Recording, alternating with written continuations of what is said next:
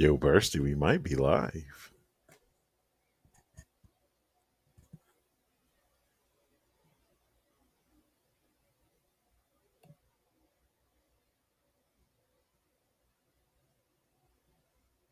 It's possible. Well, then, just in case we are live, welcome on this fine Saturday to another round of eSTOL. Isn't it beautiful?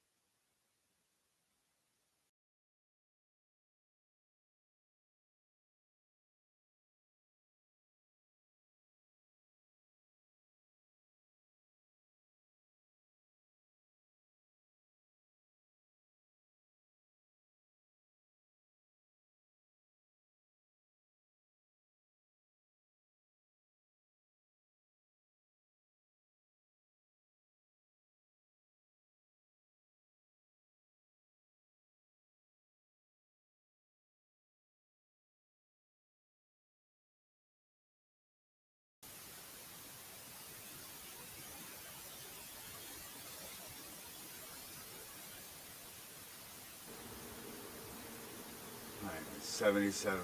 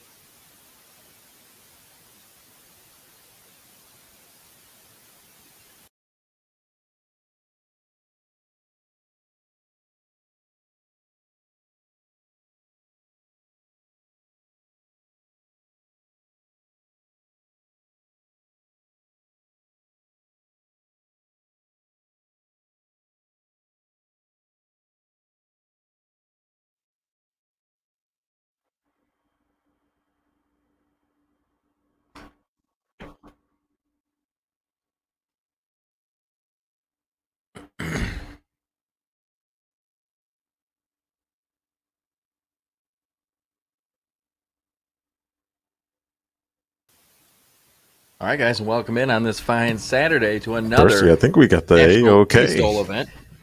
Yes, we did. And we are at another national eSTOL event, guys, the Pony Express Stole. So, Cam, tell me where the Pony Express Stole is. What airport are we going to be flying out of today at the Pony Express Stole?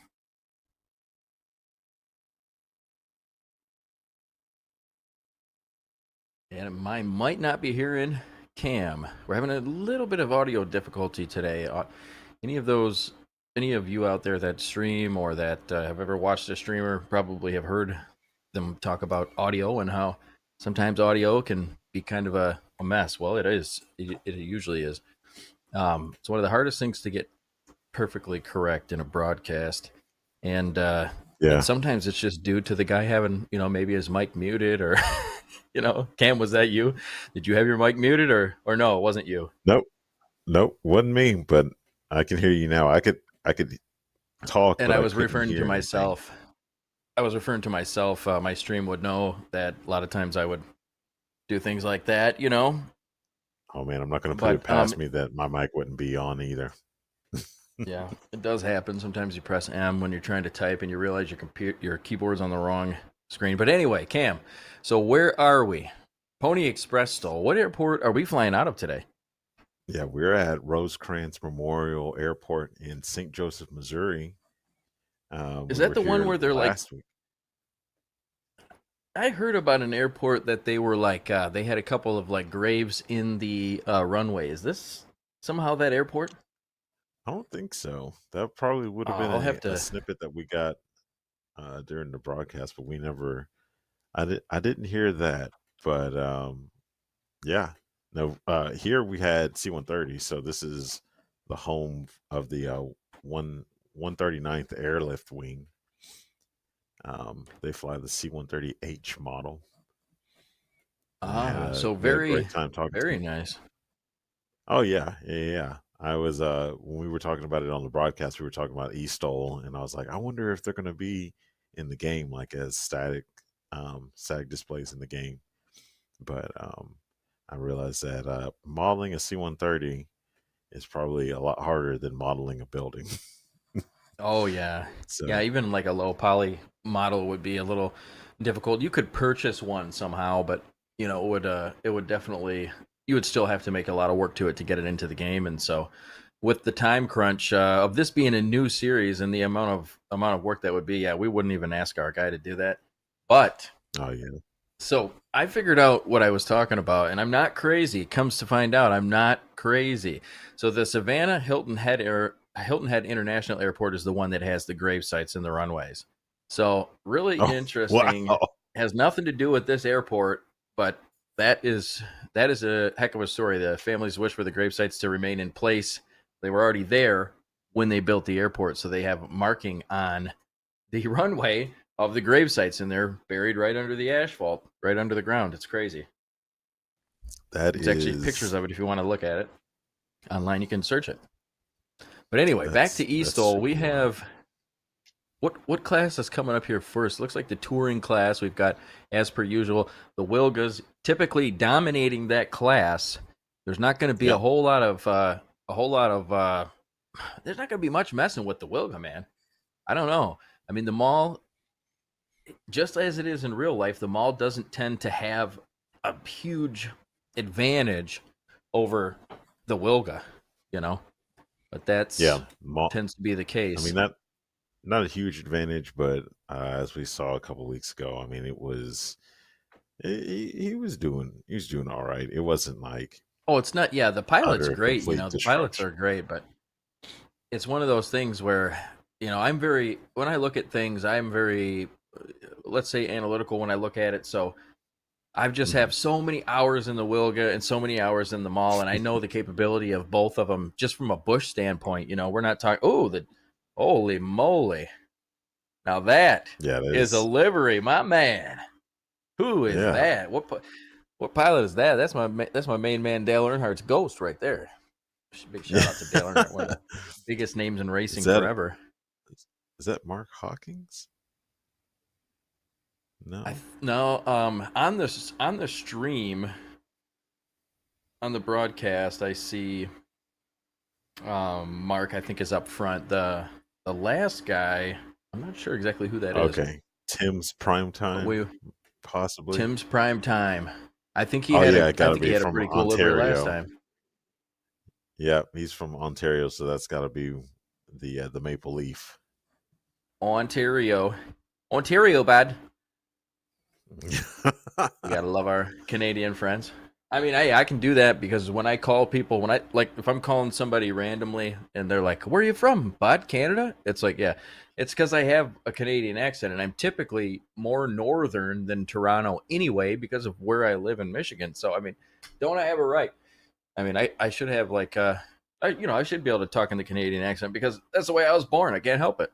Too close to Canada. I mean, I could swim across the river and be there. Oh man.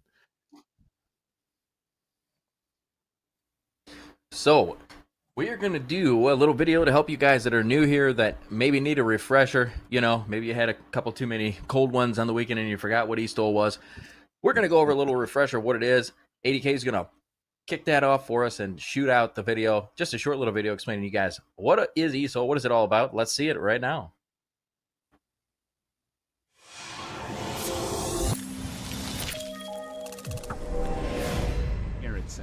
Takeoff and landing competitions are simple. We have the pilots here competing in separate classes to get the lowest score possible. As you see behind me, we have the start-finish line, so let's start with the takeoff. This runway is marked with a start-finish line, and as a competitor parks their main gear on the line, they apply power and position their aircraft to get off the ground as soon as possible. Once their main gear leaves the ground, a line judge will mark their takeoff score using the measuring line along the side. This score will be added to the pilot's landing score on this heat. The landing is in two parts. It's either over the line and counted, or if the pilot's main gear touches down before the line, or even touches the line, this heat score is scratched and results on a landing disqualification, and the pilot will have to rely on another takeoff and landing score to get them on the podium. A quick look at our aircraft shows we have two types of landing gear: tricycle and tail draggers. On the tail dragger aircraft, the score is marked from the two main wheels toward the front of the airplane. And for tricycle landing gear, the score is marked by the two main gear in the rear of the aircraft. It's a fierce competition out here, but at the end of the day, it's all about building better and safer pilots in the skies. It's a great day for STOL competitions. Let's get it started.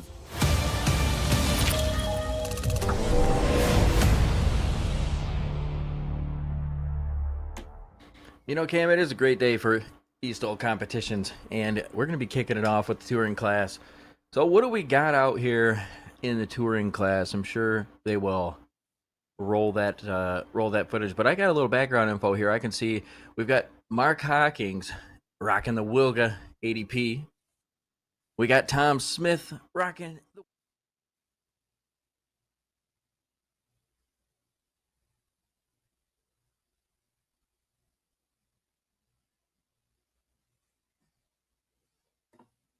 Cessna 170B, which is no longer in the tournament. So now Victor Vassar is switched over to the Maul M7 from flying out of Skolzow.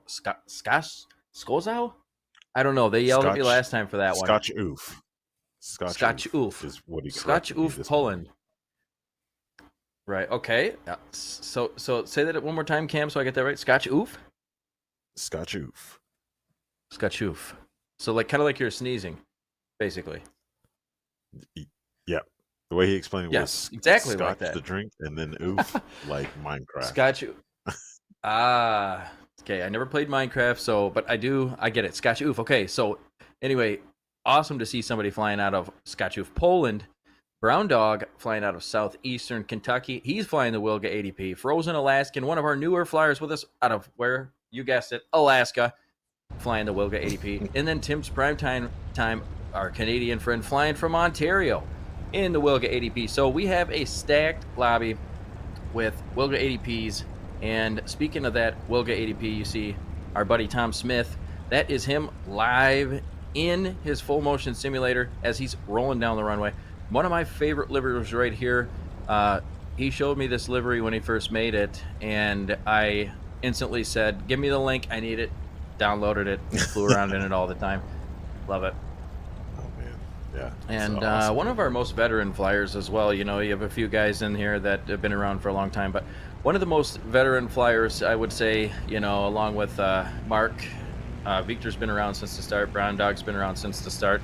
And Tim's Primetime, I've seen him around forever, but I think he's a little newer to the eSTOL, if I'm not in need of correction. Ooh, Maul M7 doing a few little tricks. What do you call that, Cam, when they do that Oh, there? yeah, just standing on the tail. Yeah. I call that a backwards wheelie. Yeah. It could be a wheelie for sure. I mean, technically, just if you're going down the runway, you're on wheels, so that could be a wheelie too, right? I mean, when you land like that, it's called a wheel landing. So I I will not contest that. Ooh, little throwback to the days of simpler times when things were run by pistons. We have a livery that's full with the American flag and the shark teeth, typical of what you'd see on possibly maybe a P-47 or a P-51 back in the day, with the American flag rounding out the tail, wrapping and keeping that brown dog safe for his flights. And then we got something just as awesome, equally as awesome, with the American flag and the bald eagle, which I hadn't seen on any World War II aircraft, but that would be that. Yes, it's called one. I like it. Yes, I would say if we had to call Frozen Alaskan something, at first it would be very cool guy, and then it would be he's one up in Brown Dog. But that's okay because I don't think Brown Dog thinks there can be enough American flags in the world. I think Brown Dog openly welcomes another American flag into eSTOL, and I love to see it too. Frozen Alaskan, great livery, man, great livery. And then this one is brand new for me, so I'm pretty awestruck. We got a Canadian. We got Tim's Prime Time. I did not know that he was a fan of Dale Earnhardt. I'll tell you, when Dale Earnhardt died, Intimidating. I was a few years old. I mean, I was maybe I was like 7 or 8 or 10 or something like that. So I was more than a few, but I was a couple plus a couple. Anyway, it was like almost like the Pope died. Like, you know how, like, if you're Catholic and the Pope dies, like, everybody's sad for a little bit, and you say, like, Shabo Dabo, something like that, some prayers and things like that, But I'll tell you, when I seen Dale Earnhardt die when I was a kid, that's what it was like. And, the Pope dying's pretty important, they got to pick a new one, etc. Well, you can't pick a new Dale Earnhardt. So what are you going to do, So I just remember that, like, in my family, it was like, oh, man. Yeah, Anybody else in chat we have were that experience when Dale Earnhardt died, or was it just me? We were watching live when it was going on, like, because my dad's a NASCAR fan, so definitely remember that.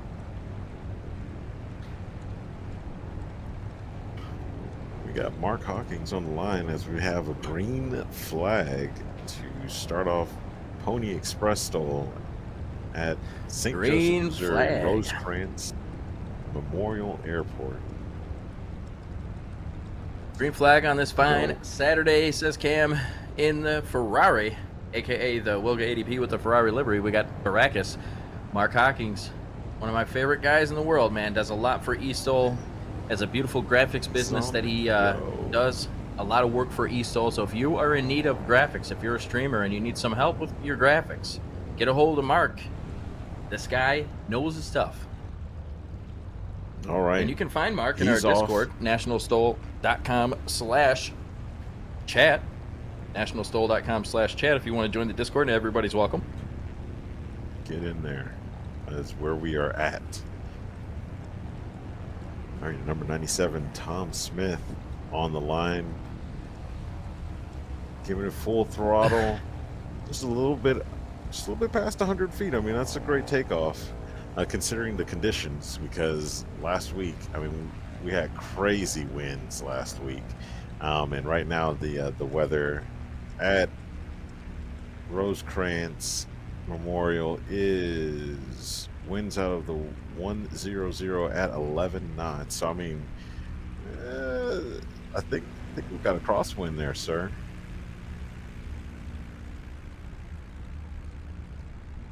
Sky's clear. Temperature 73 degrees, 23 degrees Celsius. Humidity 47%. So I mean, very similar conditions to last week, except we had crazy gusts, crazy winds.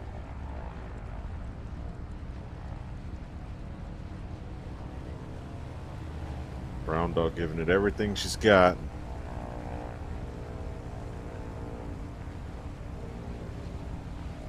So while we're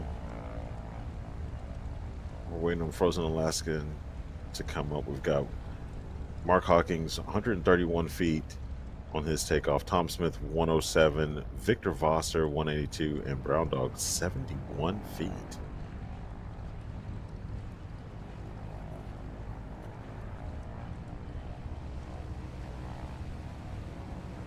Woo! Wingtip came close to the ground.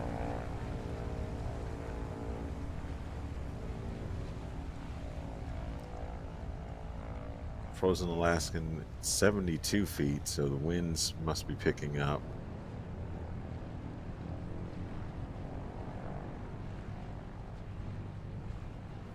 And Tim's prime time.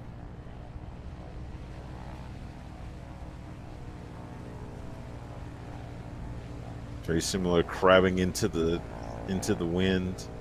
This wind's coming from the 100.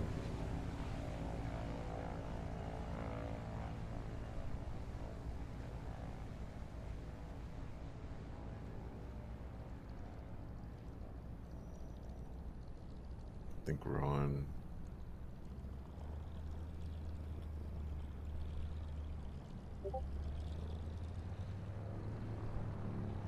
runway 1735.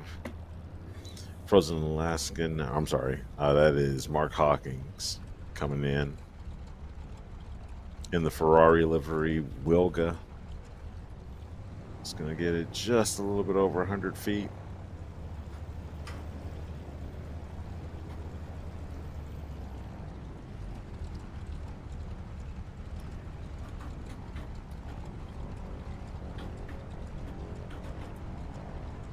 I think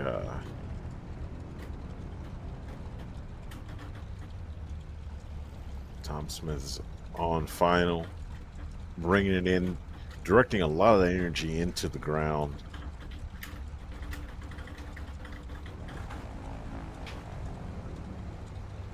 All right, so that's going to be a landing of 204 feet. So right now, Mark Hawkins' combined total 278 feet. Tom Smith combined total 311 feet.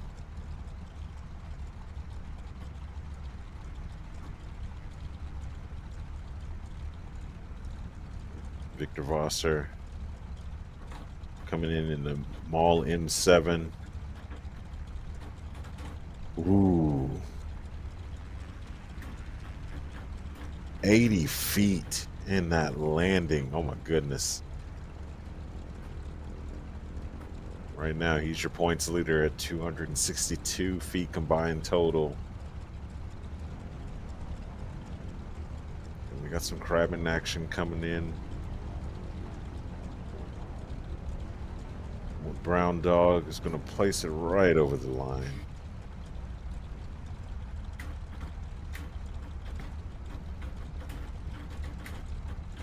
That looks to be just about 100 feet. Let's see, 103 feet. Combined total 174.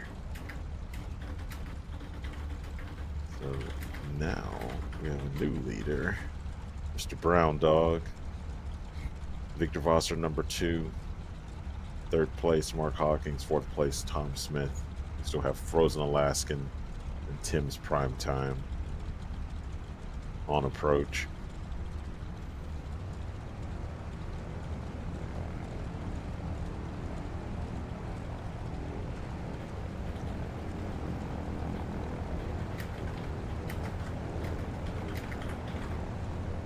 Ooh, that nice crab action. Oh, man. Let's see where Frozen Alaskan places. It's going to be shorter than 100 feet. I just want to know if that was a scratch or not. It's very close to the line, but of course, we're dealing with parallax. 188 feet on that landing. Combined total 260.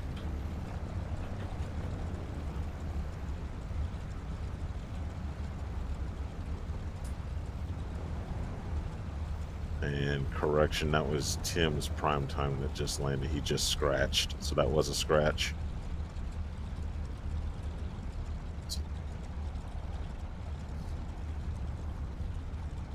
Don't have audio from Mr. Burstix right now, so hopefully we're not talking over each other.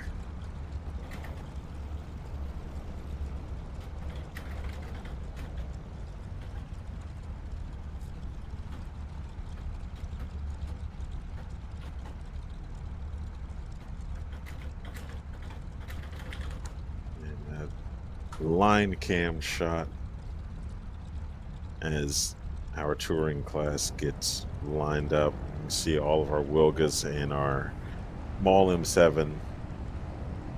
I just reset my call, guys. Can anybody hear me? Am I back on the broadcast or no? You are back on the broadcast, Mr. Burstix, sir. Well, would you look at that? Oh, God, look at it. All you got to do is refresh. You know, I had a job a long time ago, and they told me, did you refresh your browser yet? And I looked at that lady, and I thought, that's the same thing as, you know, Spectrum asking me if I reset my router. But I listened to her because I was new. I refreshed, you know, and cleared out the cache, and bing bong, I'm back. So I'll never forget that. I thought she was silly, and come to realize I was the silly one. Should have been refreshing the whole time. One thing I learned in life, Cam, is you got to be able to admit when you're wrong, and you got to own it. Otherwise, you're letting people live in your head for, you know, absolutely $0 a month, and you can't allow that. You got to charge people. Yes, no rent. You're not going to have a head left if you don't start charging people. Mark Hawkins? Nope, that's not Mark. That is Victor Vosser. Victor Vosser from Skoczów, Poland. Yes. Very big crab on that. Wow. A little bit of lag there, so it kind of looked a little funny, like he turned, just a little server lag, but off the ground nonetheless. I love the way the tires hang from that maul. I gotta say, man, Pilot Experience Sim did a really good job on that maul for their first plane ever. I think I really appreciate that plane and how much fun I've had in it over the times. Yeah. All for $25, not too bad. Yep, so we got a left quartering. It's more than quartering. I mean, it's almost direct, but left quartering crosswind. So the runway we're using right now is 17, and the winds are out of the 100. So we've got a 70-degree crosswind. I think I saw too right in the YouTube chat that it was like 13 to 18 knot winds as well. I think NorCali. By the way, it's NorCali on Twitch. Check him out. One of our ambassador streamers, one of the guys that helps make things happen over here on the pilot side of things, NorCali. Can't wait to see him fly today. And Cam, don't tell anybody, but I'm rooting for Cali today. Oh, I'm not telling a soul.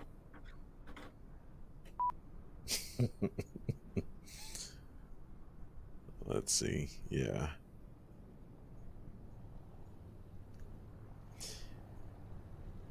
Yeah, I don't know why I had to refresh my vMix call, but I'll tell you what, I'm glad to be back with everybody. I missed a little bit of chat, but, you know, everybody's so attentive these days. It's like they knew my mic was out before I did. Oh, yeah. You gotta hand it to chat. Yeah, I hadn't heard you in a second, and it was like, you know what, I'm pretty sure his mic's out. Yeah, because, like, I was saying something, and, like, every time I talked, you would talk, and at first I thought, is it April 13th today? You know, I thought it was like April Fool's Day or whatever. Or Friday, is it Friday? Something like that. But anyway, and then I thought about it. I'm like, wait, I don't think chat can hear me because, like, usually somebody's saying some, you know, kind of a remark about something I'm saying, and nobody was commenting about anything. And I was like, I don't think Cam can hear me at all. So we weren't even talking over each other in the real world, just in my head. Because you couldn't hear me, so you didn't know. Chat couldn't hear me, so they didn't know. Wes Campbell says, Burstix, I'm hurt. Seriously. Wes, do I need to come over and help you out, man? If you're hurt, I can take you to the hospital, whatever you need. I'm there. I won't even charge you $350. No, you guys, pilots, you all know I love y'all. 177 feet on that landing from Tom Smith. So as far as competition today, it looks like Marcus competing with himself as far as his two scores are really close together. Tom's two scores are really close together. He does best his first score by about 30 feet or so. So really great job from Tom. And as you remember, guys, Tom is the one who flies in the full motion simulator rig that you saw at the beginning of this match. And if we could at some point skip to another, maybe next time he goes off, I want to see what it looks like when he's taking off and landing in that thing. Now that is a shot we need to see. Then I tell you, I got to give the guys that pull this together in the background, because I just show up here and press unmute on my mic and boom, everything comes out of my mouth. I don't even have to think about it.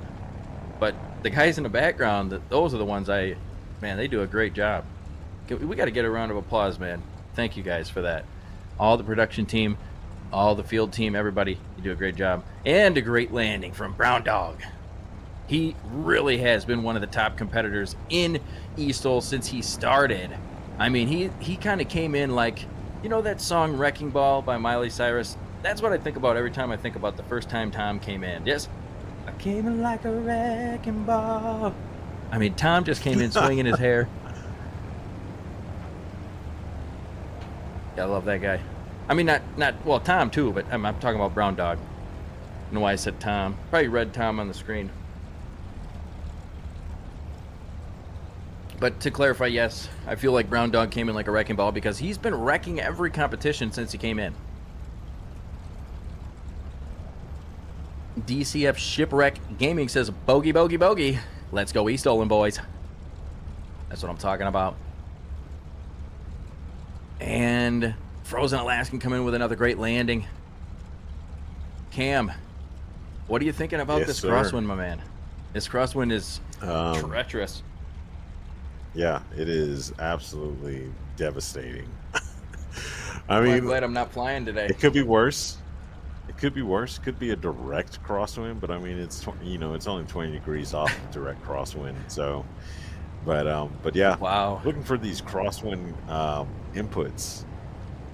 I couldn't imagine during the I couldn't imagine, flying an eSTOL competition in a direct crosswind. Now, in real life eSTOL, because guys, if you don't know this eSTOL is a direct representation, almost one-to-one with the live weather. We have what you're seeing on the screen is not real life, but it is in Microsoft Flight Simulator. The weather is what's going on today on that particular field in that particular place, and everything is almost one-to-one. Thank you to our team in the background and our beautiful scenery creator. Yes, I said he's beautiful. His name is Anoff, and he's wonderful. You can pick up his stuff in the Microsoft Flight Sim store, I think both in 2020 and Microsoft Flight Sim 2024. And, onboard cam. Onboard cam. Cam, what do you think about the onboard cam? Oh, it's cool, man. It's super cool. I love seeing Tom doing this thing. Ooh. Yeah, buddy. On the tail. Doing a little. And there's another one. Tom is a busy guy. So, he almost makes like every event, but once in a while he'll miss an event. And so, like, as an announcer, sometimes I underestimate Tom because, like, if I don't see him for an event, it's not like, oh, he's gone. But in my mind, I haven't seen him. So I'm like, I forget. But then you see him do a takeoff like that, and you're like, oh, wait a second. Maybe Tom is the wrecking ball. Yeah. I don't know. Victor Vosser was, as Katrina would say, looking for pennies on that takeoff. I love that. You say Kat says that? Yeah, she said it on the That's last broadcast. great. I loved it. Looking for pennies. I love it. I can just see Kat peering over the dash, trying to get her tail up as high as she can to look for pennies. Yeah. All the while dropping little pieces of cat food in people's shoes. I had a little bit of trouble keeping the left wing down, but able to keep it down as a professional. Brown Dog flies off into the sunset. Wrecking ball in tow. But it sure doesn't seem like he has a wrecking ball tied to his ankle on that takeoff.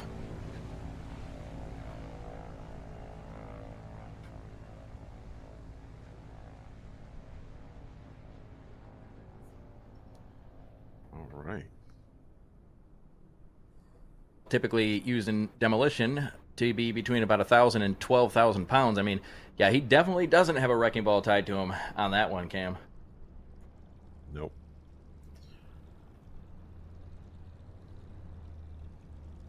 Let's see who we have coming in right now. We've got, is that Mark Hawkins, Mr. Ferrari livery himself?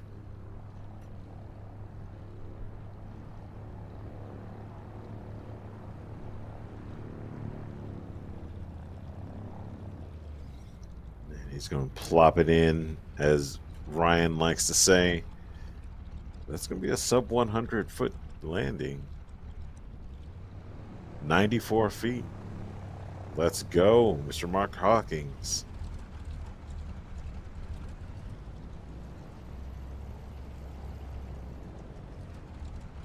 Tom Smith on approach.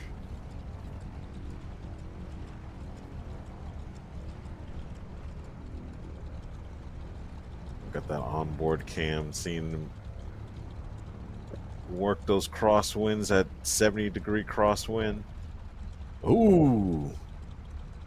Okay. Mr. Smitty. He's throwing it down too. 141 feet on that landing. His shortest landing yet. It's going to bring his total to 220 combined total. Puts him in third place as of right now. And Victor Vosser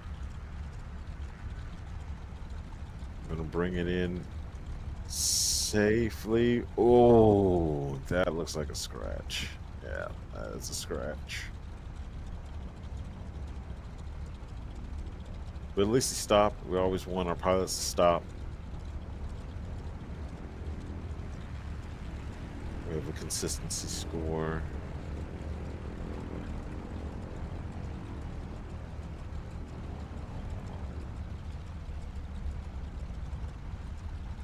Brown Dog bringing it in.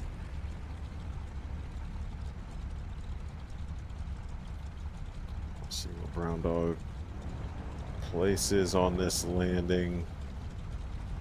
79 feet. Oh, wow. That There was a we nice go. landing. Mr. Austin is back with us.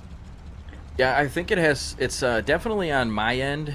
It's nothing to do with the eSTOL guys. They're perfect. It's me. Looks like my permissions on my browser are not allowing my microphone to be used intermittently. So I think I've got it fixed, but as we all know, technology is great until it isn't. So, hey, we'll see. But for now, you guys have me. I'm here.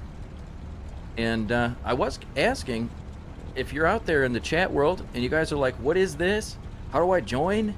How do I help out?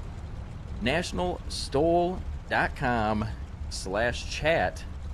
That's the best place to go to get into the conversation with National STOL.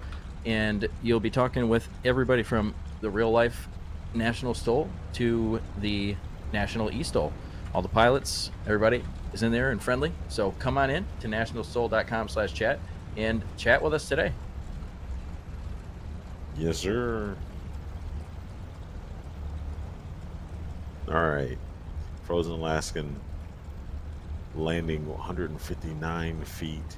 So right now our totals are Brown Dog in first place. Frozen Alaskan in second place. Third place, Tom Smith. Fourth place, Mark Hawkins. Fifth place, Victor Vosser. And here we are. The official scores. Brown Dog in first place with a score of 174. Combined total, Frozen Alaskan in second place for a combined total of 208. Third place, Tom Smith, combined total 220. Fourth place, Mark Hawkins, combined total 238. And fifth place, Victor Vosser in the Mall M7, with a combined total of 262 feet. That's your touring class for Pony Express eSTOL. And we're going to head to a quick show... commercial break. And Cam, you can hear me, right? Yep, I got you now. Perfect. Okay, guys, so we're going to head to a quick commercial break, and I hope my mic is going to be fixed for the rest of it, but guys, take a minute to take a look at our sponsors and check out our awesome sponsors for National eSTOL.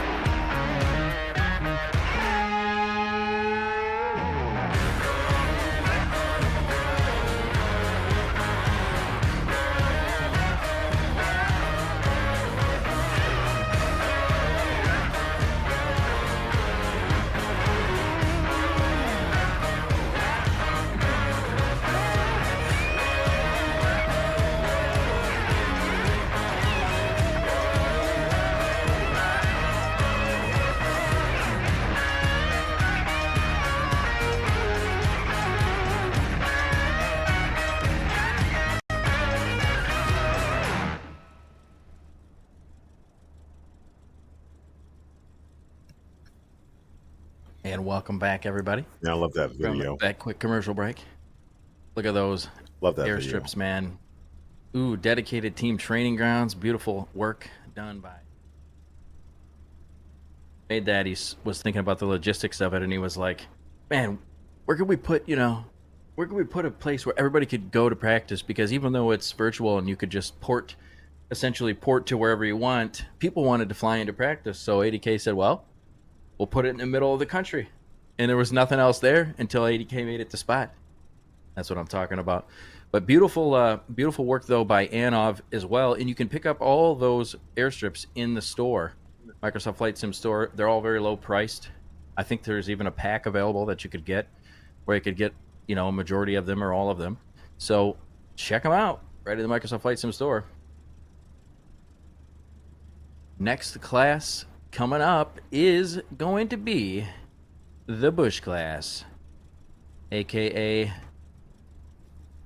not George Bush, but Backcountry Bush. So in the Backcountry class today, we have not only a nice can of cold refreshment, but we have Cat Blue Flame. Cat Blue Flame, number 69, flying the Cessna 170B out of Great Britain in the black and pink livery.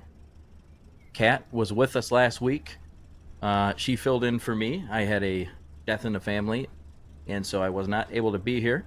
But I want to say thanks to Kat for filling in, and thanks to Kat for joining us the competition before that. It's always a good time when you have Kat. She's a natural. at commentating on these things. But Cap Blue Flame, always a great time from Great Britain. I'm glad to see you're flying. And then we have LBR Gaming. LBR Gaming seems to be new in, I don't know if they've done any competitions. If they did, it seems to be like it would be last week's competition. But maybe this is their first one. Cam, do you have any news on that? Is LBR Gaming brand new with us today? I feel like LBR Gaming is brand new. Haven't heard of them before, and Okay. I'd take note because they're from Arkansas, so we're from the same Right. spot. So welcome, Right in your LBR backyard. Gaming. See, Cam, you should look out your window. He might have a grill, and he might be grilling up some burgers right in your backyard right now. You never know. Is it yeah, nice let's in go. Arkansas today? How's the weather there? It is not. It is not nice. It is raining. Not so windy, but I wouldn't be flying in this today. I wanted to fly, but it's not happening. Yes, I live in Michigan. Pretty nice here today. And the last couple of days it's been a little chilly, but heard a lot of planes in the sky. I live not too far from small airport, so a lot of planes in the sky over my house. They do a lot of agricultural spraying around here too. I always go Oh, that's outside awesome. and stand there with my arms up, waiting for that sweet agricultural rain to spray down from the heavens.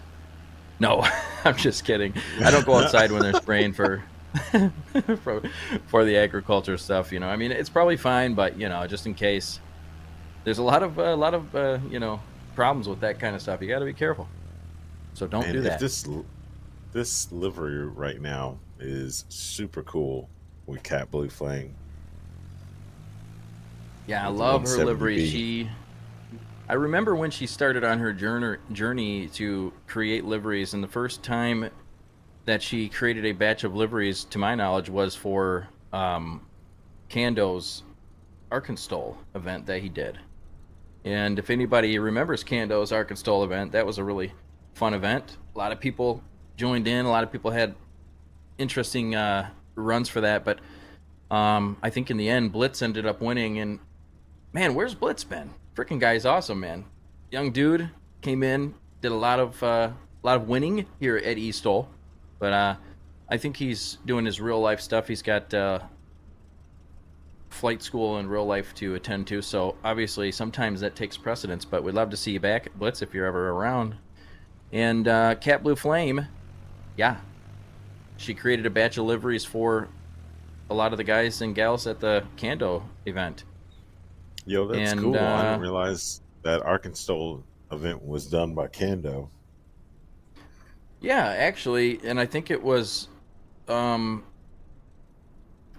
pretty well coordinated between the two groups. So we have now LBR Gaming in what looks to be what is that? What is that style? That livery style? It's like the petrol. You know what I'm talking about? Like there's a certain style of that color, and it's like a petrol company or something. But don't panic. Number 86 is here. They're going to be rocking the skies here in a minute in this Cessna 170B. So for chat, so you guys understand, we did have a switch in the 170B. We used to fly a different 170B, and that was the one that was a freeware one there from FlightSim.to. But now we have switched it over to the Coronado 170B, which seems to be, when we make choices like that, typically it comes down to a few people, but we take all considerations from pilots seriously, and I think that was one of the things brought up by the pilots is switching it out to this one. It's just a little more realistic. Hey, Blitz is here, man. Big shout out to Blitz, dude. Thanks for coming, man. Red Baron Flies as well says, come on, LBR, you got this. Just don't ground looper. So I take it that Red Baron did a little bit of training or helping out LBR Gaming and learning how to fly, or learning how to do STOL at least. He seems a little invested. So let's see if LBR takes this, or is it going to be Cat? I don't know. Cat's got a lot of experience. Golf, Slice Man, TTV. Yeah. Thank you, There man. we go. That's what it is. Oh, okay. So you're looking at your chat. I was looking at the YouTube chat. The little black rain cloud said golf. I was thinking golf and I couldn't remember.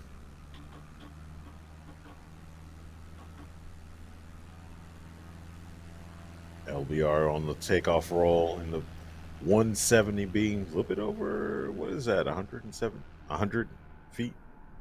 Just a little bit over 100 feet. I want to say 200 feet, but 189. So yeah, just a little bit over 200, or a little bit under Looked like a 200 great feet. takeoff, though. Excellent takeoff. Gonna give Kat a run for her money. Yeah, run for her money. You know what I miss doing? I miss giving people a run for their money. I do. I was thinking about, maybe coming back and competing a little bit, because I was as I was talking about Blitz, I started to think about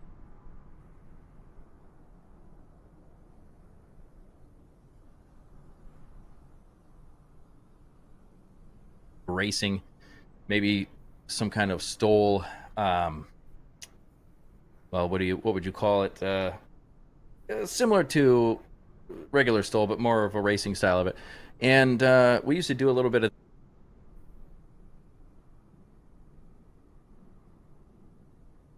back then when it was brand new. This was way before eSTOL was around, way before I wildly messaged Tom on the National Stole YouTube video. If you guys wanted to know, that's how this all came about. Actually, is I just decided to message on the YouTube video, and then Tom said, "Hey, give me a call," and that's how eSTOL started, among other things. But that's one of the ways. Cat keeping the weight on the front wheels, getting her stopped. Looks like a great landing, very technical landing from Cat, as you would expect to see from someone who is such a veteran pilot. I would expect nothing less. Actually, yeah, no, I can't say that.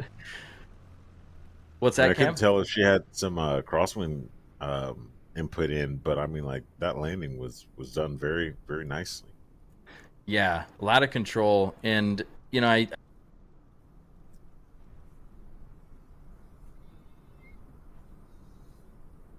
she's not. She's either winning or she's DNR or DNQ. That's it for Kat. She's either won or she's disqualified. There's no middle ground for Kat for the most part. LBR So plopping it in. Ooh, no, don't. Yep, getting it stopped.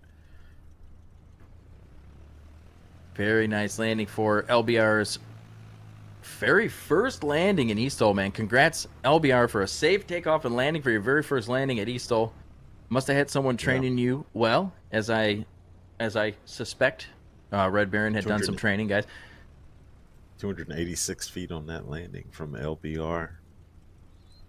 Right now, Captain Flame is in first place. LBR in second place. Not too much. 60 feet or so, keeping those two apart. But yep. I say, they'll be getting closer. The next round, typically, they'll be kind of tightening up those reins and getting closer together in the scores. But that 60 feet is really not much. You can surpass that in one landing or one takeoff sometimes. And we have a great comment on the Twitch channel, First 6 TV. It's Brown Dog. I think we need to start measuring the wins in pucker factors instead of knots. LOL, especially for today. Yeah, dude, totally agree. Pucker factor would be great. On the, what would we call, like, the puck scale? The pucker scale? I don't know. Yeah, wins, it's funny that you were saying that while Kat was taking off, because that takeoff was super gnarly. Ooh, great onboard view with Kat in her VR. Man, that's really amazing. I'll tell you what. Get to see Kat in action. Great job from the production team for a shot like that. LBR gaming off. Takeoff number 2 of his career here at National eSTOL. And darn, I tell you, he looks very good. Very, very controlled. Very solid. Yeah. Crosswind or not. 209-foot takeoff. 209, and that's lining up a little bit longer than his last takeoff. But one of the things about eSTOL that I very dearly love is that there is a little tiny bit of luck involved. And I'm kind of, sometimes you could say I'm a lucky person. So I like the fact that there's a little luck involved because you might get a little extra wind, you know? Let's just say Jesus might take the wheel a little bit and lift you up, like Josh Groban said. And um, so the wind might come in, and give you a little boost, or it could die down. And if it dies down, that could be the difference between that 60 feet, that was needed to make up in the last round. So we see LBR really solid, but it's almost kind of backwards here where you see Cat having a little bit longer of a takeoff. It's almost like Cat's takeoff numbers look like LBR's landing numbers, and LBR's landing numbers look like Cat's takeoff numbers. They really just kind of flip-flopped. Because if you can take a look at, like Cat, she's about 270-ish, 263 for her first takeoff. Oh. And then it's almost the same for LBR's landing. So a little hot on the landing. Does get it stopped before running over the feather flag. In the podiums. Oh, that was Cat, not LBR, excuse me. And Cat says, what am I doing here? I thought I was supposed to be cutting the grass for you guys. I didn't know I was flying in a competition today. So to clarify, it was not LBR that got the warning, it was Cat. And Cat she's no newbie. She gets warnings. She doesn't mind it. She's going for the gold here. And a beautifully set up plane, flaps dropped, power under control, coming in nice and controlled, just over the line, gives up about 100. So a little bit of work to do there for LBR. He could have, or they could have, I don't know who, brand new to LBR, but they could have got it stopped a little bit closer to the line. Now remember, you want to land over top of the line, as you can see from that shot right there, the line. You want to land over top of it. You don't want to land on it. But if you can touch down just after that, that's the best. So it looks as if a little bit of work for LBR, but how can you complain? I mean, this is their first competition ever, man. They're doing great. Yeah. Cat Blue Flame. Shout out. Showing the... Oh, go ahead, Cam. Oh, I was just going to say shout out to the chat. Shaderoo saying, do a flip. Do a flip. Do a barrel roll. Cat donning the Union Jack on the flap. So would you call that a flapjack? Oh, dude. Yes, you would. Yes. Yeah, I'm going with it. She's got flapjacks. Jeez. Oh. Yeah, these crosswinds getting the cat a little bit. Yeah, and that goes back to what I was talking about. That could be Jesus taking the wheel a little bit and just saying, ooh, there may be a review on that one. Yeah, the wheel seemingly touched back down. Now, we're talking if it touches the grass, she's out of there. No, she's not out of there, but her score would be on the second touchdown. That's where her takeoff would start from.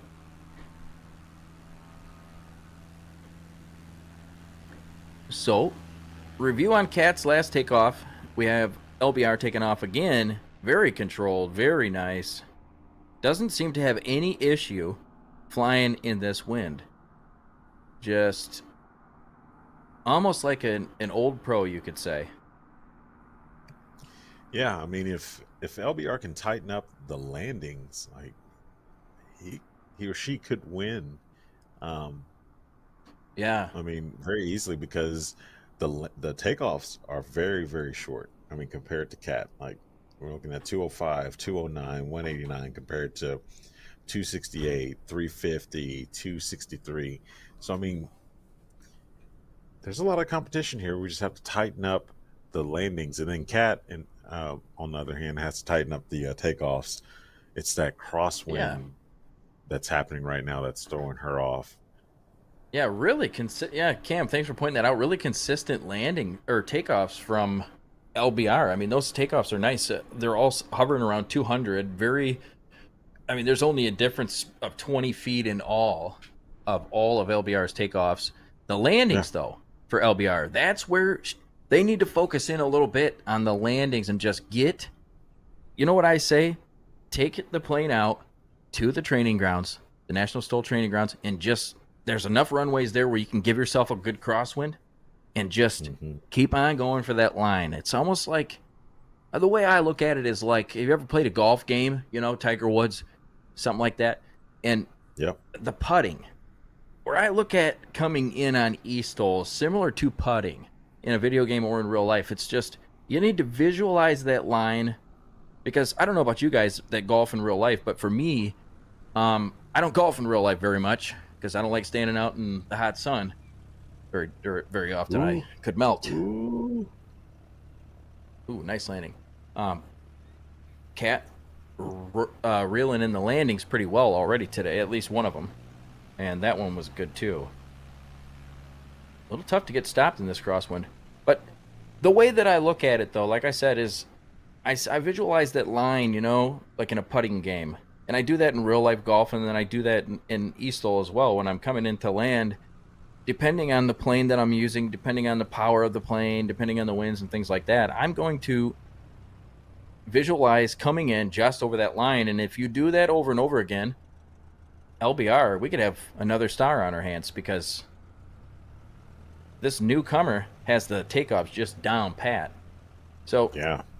And another thing, too, I'm noticing with the 170B, to get it stopped, you really have to have a little more weight forward. And it seems as if almost on landing, LBR is pulling back on that stick. So I think, and you kind of have to, but I've seen, at least in the flight simulator, that people have been putting, especially with Kat's first landing, if you saw her best landing at that 153, she had the stick forward and she was doing what they call, you know, balancing the plane. The tail was up off the ground, and she was putting that weight forward. So LBR, just a tip for you if you're watching this back, or anybody out there in the chat wants to learn how to fly the 170B, at least in the flight simulator, you got to keep the weight a little forward on landing. Not too far forward. You don't want to nose over. So Cam, tell us what the scores are. Yeah, backcountry class, we have first place Cat Blue Flame with combined total of 416. Second place, LBR Gaming with a combined total of 475. That was very interesting. I mean, it's two people, so I mean, like, you know, the energy is high because there's not a lot of people to yeah, competition can be even more intense when it's just two people, because you're not thinking about anything else but the one person you have to beat. So it's almost like, well, Cam, you know, we had a runoff, 2 events ago? And that was intense, you know. I mean, like us casting it was really great. It was just, it was really great to see those guys going against each other. And I think it was like Norcali and somebody, if I remember correctly. But yeah, when you get 2 people going against each other, it's sometimes the best competition you can get. So I don't mind having a light class, to be honest with you. Yeah. But great work for LBR. Cam, what do you say? We welcome LBR in with open arms, or what? Oh yeah, of course. I mean, like, automatic like bro status because they're from Arkansas. So. Oh yeah. I mean, that's an automatic in for me. And just as but just as well that's as good competition. Yeah, wonderful, wonderful. Not too much splitting those two apart. And just as well as anybody, if you guys want to come in and join us, nationalstol.com/chat. That'll get you the Discord, and it's going to tell you how to get a hold of, or that will be the way to get a hold of us. You can talk with the pilots. They can teach you things if you need to learn how to fly, or maybe you just want to help out, be a part of the crew. Join National eSTOL series by joining the Discord, nationalstol.com/chat, and selecting the eSTOL role. National eSTOL live from Pony Express. We should be going to a short commercial break. We may, however, forego it, depending on time. But just to forewarn you. Okay, we actually are going to roll right into intros for Unlimited. So stick with us, guys. We're going to be in the Unlimited class before you know it. Now, this class, Cam, one of the most interesting classes there is. Only the wild people such as, maybe like a Luke Carrier, number 99. I love seeing the patriotism, the American flag liveries, and not only just for America, but eSTOL is a international sport, and so we have pilots from all over the world, like Victor Vassar and Cat Blue Flame, and many others that have come and gone and still continue to join in the eSTOL and compete. So if you're from a country and you want to put your flag on your plane, go ahead.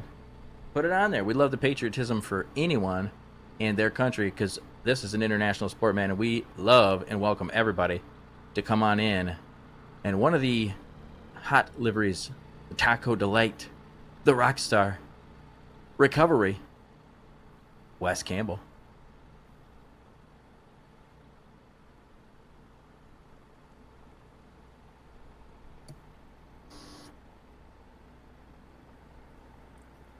All right, yeah.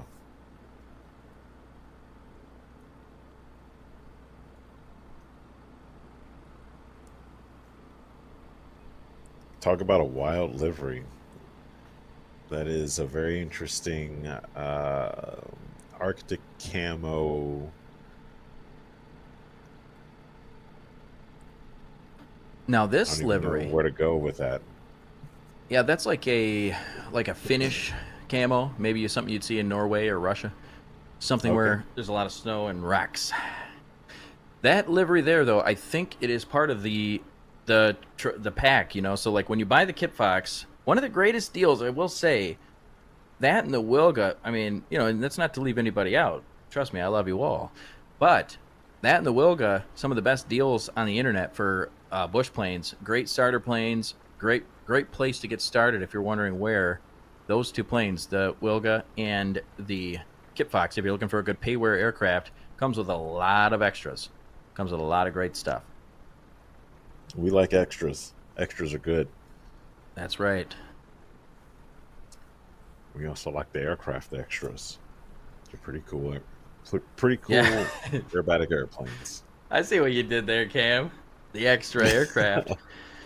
Green flag coming from race control. Luke Carrier pipes up. He's ready to go.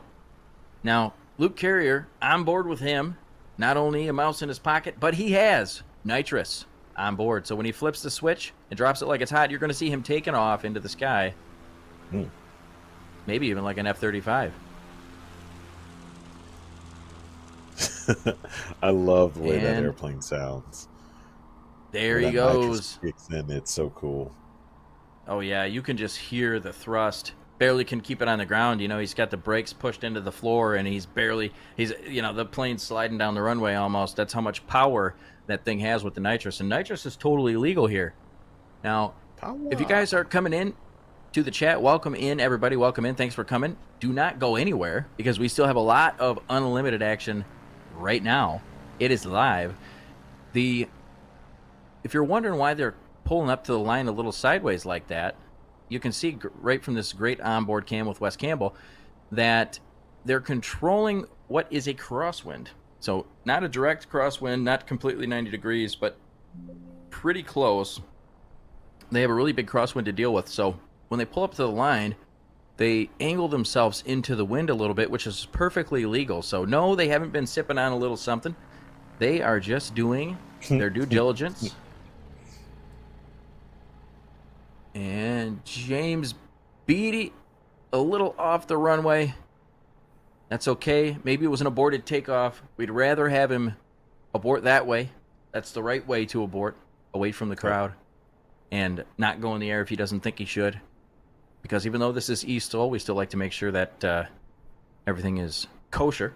As we did get the FAA called on us for one of our eSTOL videos.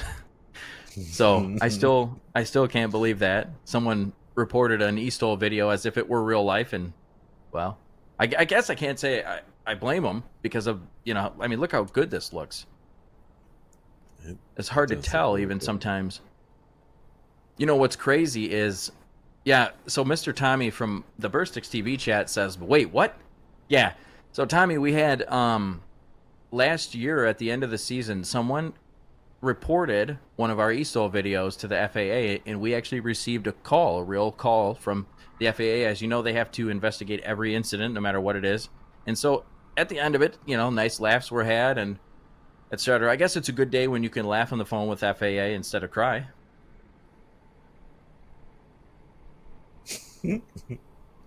I couldn't believe that though. But I mean, how can you blame them? I mean, if you're talking like, like a view like this, I mean, you really can't. I mean, what here in this little snippet is here to tell you that it's not real? I mean, it does look very real, so it is what it is. It's a testament to how great Microsoft Flight Simulator is. It's come a long way. Come a very long way since I remember playing, like the very first. Yeah, I mean, back in the day, I mean, like I remember playing Space Invaders on my it was my dad's when he was a kid, but it was like this little Space Invaders handheld blips and bloops and bleeps, like, I mean, it wasn't barely, it's just little green little things flying across the screen, and you could shoot them. Ooh, great controlled landing from Luke, barely giving up anything, if anything, 5-10 feet. Really great landing, get it controlled. Big shout out to Luke Carrier, one of the greats here. Beautiful American flag. I'm one. I love the American flag. 97 feet on that landing. I don't have an American flag suit yet, but you can always dream.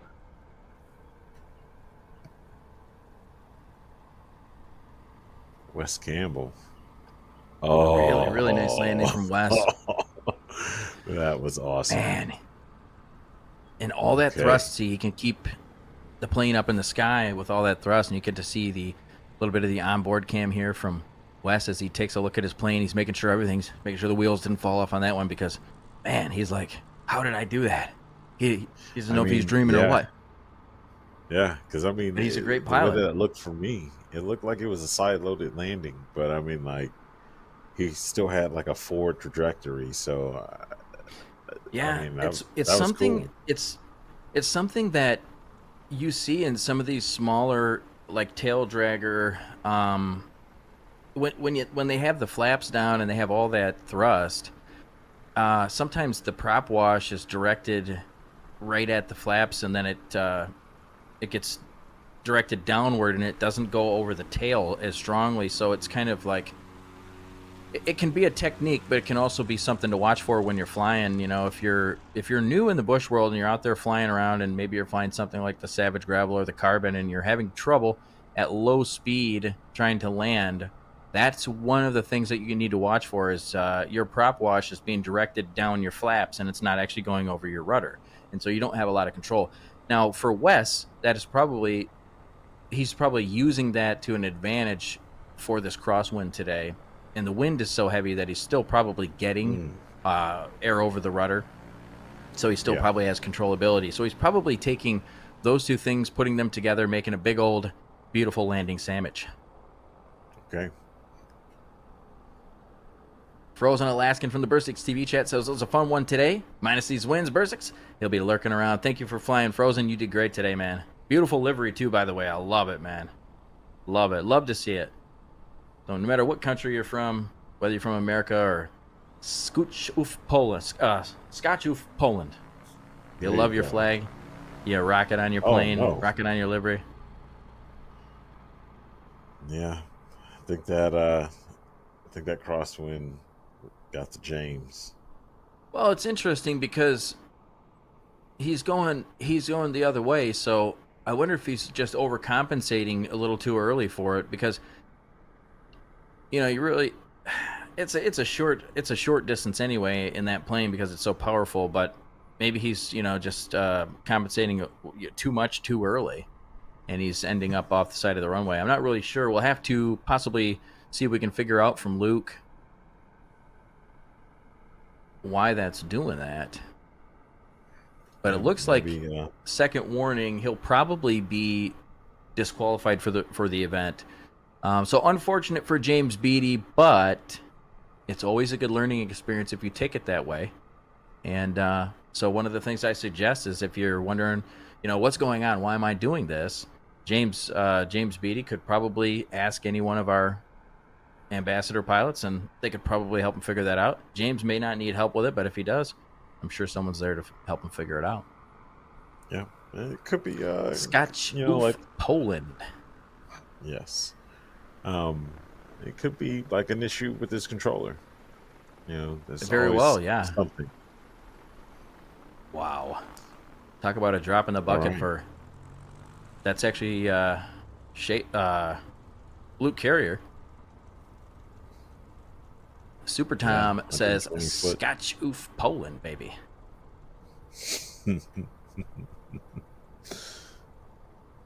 I love to see Yeah. everybody in the chat rooting for their favorite people. I didn't see Norcali flying today. I wonder if he's in the next heat or if he's just not flying today.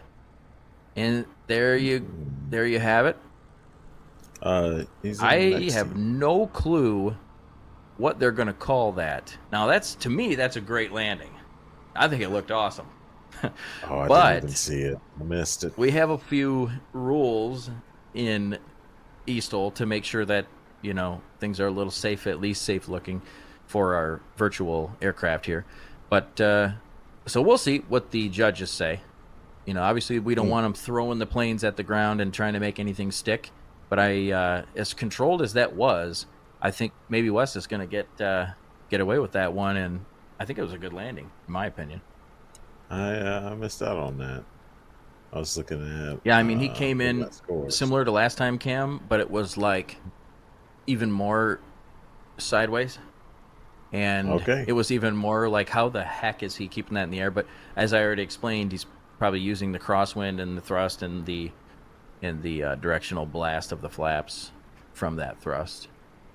And it's, almost, there's so much thrust behind that prop and that specific plane and it's so light too. It's almost, I wonder if you could use the prop wash down the flaps to keep you up off of the ground. Like, that's seriously how much power that plane has and how light it is. Now, don't take that for granted. I'm not a scientist, but it seems like very plausible because of all the thrust. So we got Luke Carrier lined up. So let's talk about the runs here. And Luke, It's just such a cool plane. Luke has some pretty good runs here, but Wes's first run counted, so he's so far in first place with 130 total. Luke Carrier's in second place, 196 total. Only a very few feet splitting up his two runs so far. So very on point, Luke Carrier. He knows what he's doing. He's been around. Does a great job every time. So 88 feet on his last takeoff. And Okay, so he had the same issue as really? yeah. What is going on? That's the third time we've seen that, and now out of a second pilot. And James this isn't his first time flying either. So I mean, like, No, he's been around. so I mean, like, there's. Did I there's say it something was going his on first with time? TikToks. No. If I mentioned, I was just, okay. No, I was just saying, just for the audience, like, in case they were like, oh, he's just. Yeah. He's just careening off the runway because he doesn't know what he's doing. Like, it's just not his first. This is not his first rodeo. Right. So I mean. Yeah. So he knows what he's doing, and this is obviously, well, if you see Wes and James doing it, and I know James. I mean, like I said, I thought maybe I had said, oh, he's his first time or something like that. I can't put it past me, Cam. You know what I'm saying? Sometimes I just say things I don't even know I'm saying it. Somebody calls me the next day. They're like, hey, did you say this? I was like, hey, baby, I don't know. Run the tapes. Anyway, but no, I know James and Wes, they both know what they're doing. So when you're seeing two pilots go off the right side of the runway like that, when you have a crosswind coming from the left, there's got to be some reason for it. And wow, talk about stalling it into the ground. It looks a little more violent than it actually is, guys, because of the way the flight simulator works. Sometimes you'll have a little hitching going on with the server, and so it may look like he bounced there. But really, I mean, technically, to me, as an announcer and as someone who watches STOL constantly, I would say that looks like a good landing. He stalled it out of the sky. A lot of pilots are trying to stall it from 5 to 10 feet up. Um, you know, and as far as the real life goes, Cam, what would you say that, that like a safe like stall from the air feet up, like 5 or 10 feet, or lower than that? Or is there No, not? Is five. that something that's unspoken? 5 to 2 feet is ideal. Like you want it, 5 to 2 you feet. want it to just, Okay. yeah, yeah. You want it to And it's a definitely great just, it's a great way to bleed off power, because if you're flying it all the way to the ground, which is in a normal circumstance probably the best thing to do, but when you're talking about a STOL competition, these guys are all about safety, so but when they're 5 to 2 feet off the ground, it's very safe if you know what you're doing, if you're a professional like these guys are, to be able to stall it 5 to 2 feet off the ground, because then you're losing all that energy and momentum, and that's what you want to do. You want to get it stopped as quick as possible, but over the line. You got to be over the line. Okay, so great competition out of the first 3 pilots, although James did not get a score. So he had a warning first round, a warning the second round, and then he did not compete in the third round because of the 2 warnings. However, you saw Wes Campbell got a warning as well, but that's okay because it was only 1 warning. So his first round counts. It's going to be the best round he has, and it looks to be the winning round with 130 feet total. So congrats to big Wes Campbell out of Wiley, Texas, giving us a nice view of the inside of his plane too, by the way. Thank you for that. Love to see the inside of the plane while these guys are flying, especially if they got that nice setup going on like Wes does. And so while Wes's third run and second run weren't that great, his first run was great enough to win it. And then we have Luke Carrier. I mean, just phenomenal flying out of Luke. But wasn't able to quite pull it in for the win. Not too far off, I think 170 feet or so, 169 feet total. So really great score, but not enough. Still is, yeah, it's still not too shabby, and we still have another heat. So he may not have won that first position. Yes, we do. Now I see North Cali. Okay, I was wondering where North Cali's at, because I told him not to tell anybody, but I'm rooting for him today. I don't normally root for pilots, but for some reason today I'm just like, I got to root for North Cali today. I don't know why. I don't have any money riding on this.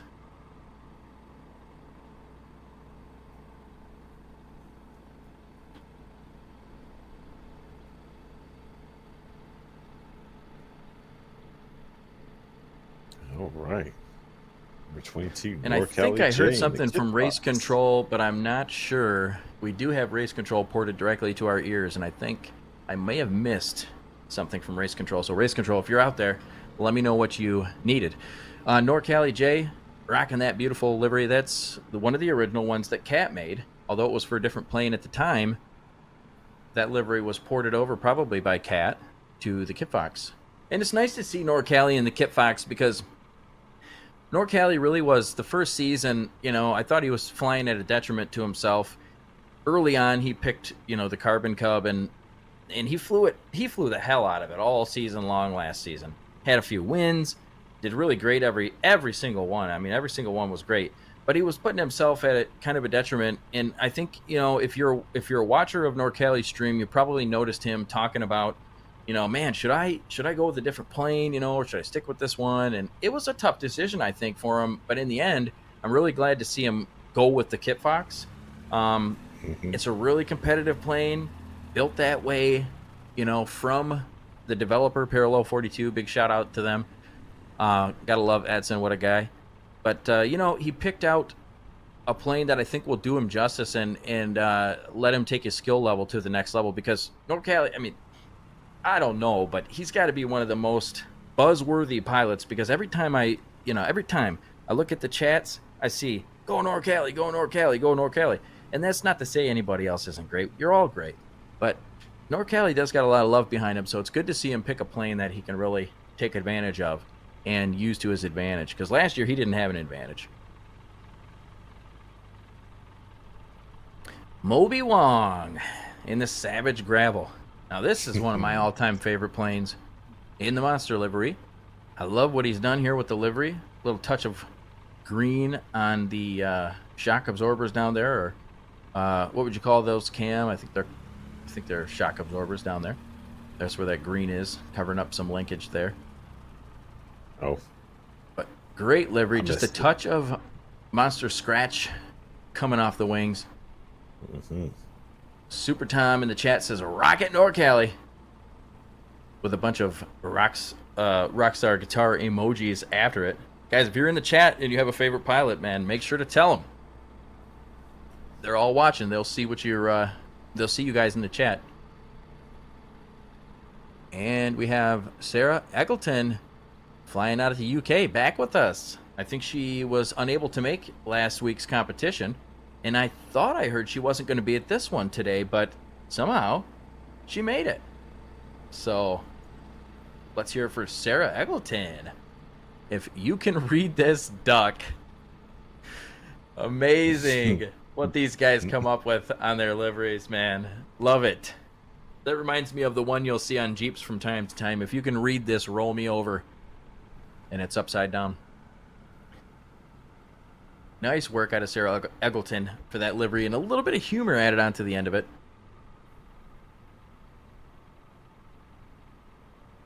So Cam, what do you think? Am I talking your ear off today or what? What do you think, Cam? You gotta talk to me about, what do you think about the weather? Did the winds switch? Because it seems, did they switch sides of the runway here, or am I going crazy? 14 knots at 90 from race control. Yep. So the wind's still going to be a little crossy. Yeah, not too bad. I mean, it's bad. Yeah, not too bad, but yeah, it's bad. Speaking of bad, let's speak of a little good. We got a green flag from race control. Says it's time for NorCali to take off into the sky like an eagle. Hopefully like an eagle and not like a beagle. We don't usually see Cali flying like a beagle. We see him flying like a beautiful, majestic, bald eagle. All right, there we go. And for those of you that just imagine NorCali, the streamer, flying through the air like a beautiful, majestic, morphed into a bald eagle, salute to you guys, because that's what I just envisioned in my head. Some Animorphs. Yes, NorCali flapping his wings, coming off the runway like a beautiful, majestic bald eagle. And great takeoff in all reality. Great takeoff from NorCali, Jay. Congrats to that man for switching to the kit box. I'm happy he did. Let's go MP Troll. So 28. MP Troll is flying the Zlin Savage. Little hiccup here, it disappeared, but it's probably still there. Just a little glitch in the flight simulator. But MP Troll flying the stock Zlin Savage. That plane is actually pretty dang good. You know, a lot of people tend to think that stock planes aren't the best, and you know, there's not as much work put into the stock planes, right? You can't expect Microsoft to put hundreds of hours into every single stock plane, right? That's what the third-party devs are for. But you'll see if MP Troll, I don't know if he disappeared or what, but you'll see if he is able to get back in, you'll see good numbers out of him. I would be willing to bet, because that Zlin Savage is out of the box a pretty dang good plane. Moby Wong on the go. Yeah, I don't know what happened to MP Troll.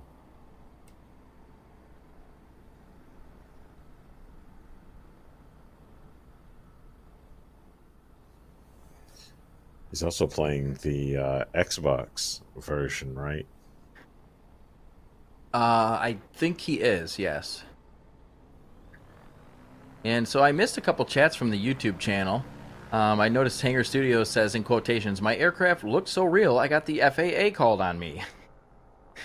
Yes, that is sometimes the case for the flight simulator.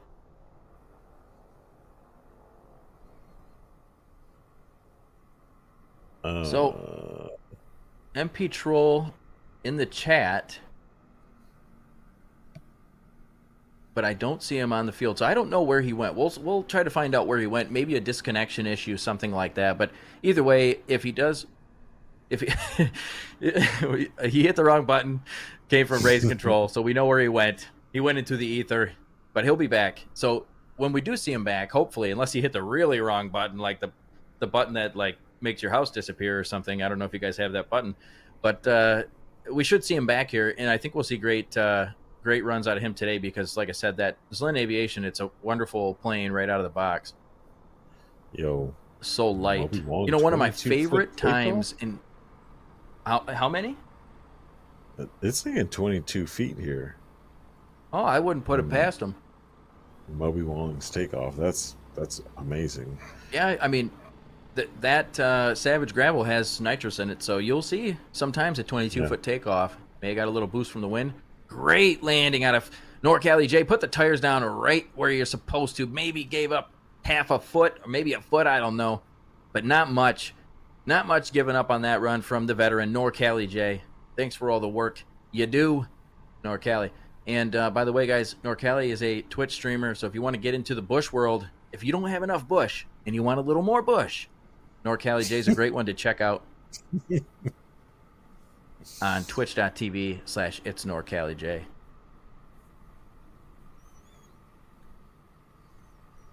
Moby Wong. Great landing. So, Bringing it Moby in. Wong. Maybe we are wrong about that 22 feet, but as far as I can see, it still says 22 feet, so it looks like Moby Wong took off in 22 feet. Now let's see how he can land. One of the things about the Savage Gravel is this is one of the planes that has that issue where if your flaps are down and you're going very slow, your thrust from the prop is being directed downward instead of over your rudder. No. Oh. Moby Wong puts it on the nose. Really? That 22-foot takeoff. Oh, that was such a good landing too. Oh man. You gotta go That around. was such a good. That was freaking right on the money, man. Coming across there like that. That's why I live to watch eSTOL, guys. For landings like that, the nose over, whatever, throw it in there too. It's all fun to watch. We have a go around though from the pilot behind, giving Moby enough time to get off the field.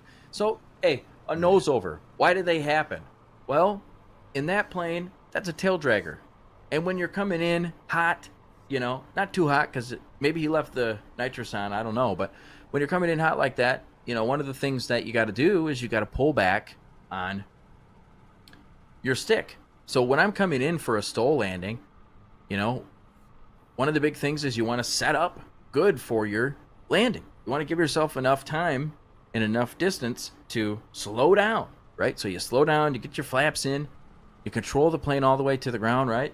And but once you get to that 5 to 2 feet off the ground, I'm going to drop my flaps, I'm going to lift my flaps up, get rid of them, and then I'm going to be pulling back on the stick. And it's essentially going to stall me onto the ground. Well, it seems as if there's a lot of things going on at once. It seems as if maybe Moby Wong forgot one of those steps. I didn't get a chance to see where the flap configuration was, but I did notice the nose over. And so one of the things that can prevent that is letting up on the brakes, especially if you're hitting bumps. In the flight simulator, can be a little tricky. If you're hitting bumps, you want to make sure you're letting off the brakes a little bit, but just intermittently and then getting back on them. But you want to hold back on that stick. And it seems as if he may have forgotten one of those steps and maybe let the stick go for a minute and causing the nose over. Sarah Eggleton under sub 100 landing. Wow. Yeah, let's go. What are they putting in the water in the UK? Definitely ain't fluoride. It's like eSTOL water or something. They're doing something over there because you got Kat, who's phenomenal, and then you got now Sarah, who's phenomenal. That was a great landing. Fly slow for ride. That's what's in the water. And you know, right? Fly slow for ride. I love it, dude. That's great. That's good wording, man. So And that's not even the shortest one. It's crazy when you see a 90-foot landing out of somebody, and that isn't even the shortest one. Norcali J got the shortest one with 69 feet. But that just goes to show you how short these landings can be in these planes. And this is what you see in real life too. When you talk of like the unlimited class, I mean, it's wild sometimes the clips that they're able to get. So if you're not following National STOL on YouTube, you need to check them out on YouTube and all the other socials. Just National STOL. They have so many awesome real life videos of planes doing exactly this, and it's just a crazy, crazy thing sometimes when you see, someone like Steve or any of these guys, man, when they can take off in 2 feet because of a good headwind, etc. Let's go in Patrol.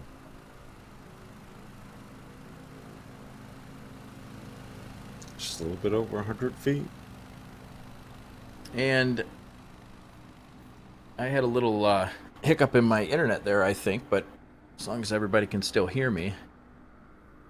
We got you, sir.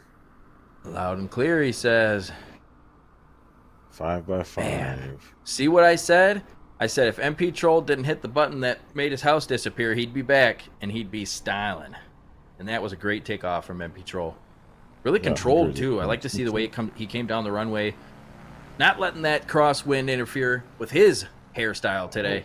He says, I got that ultra hold.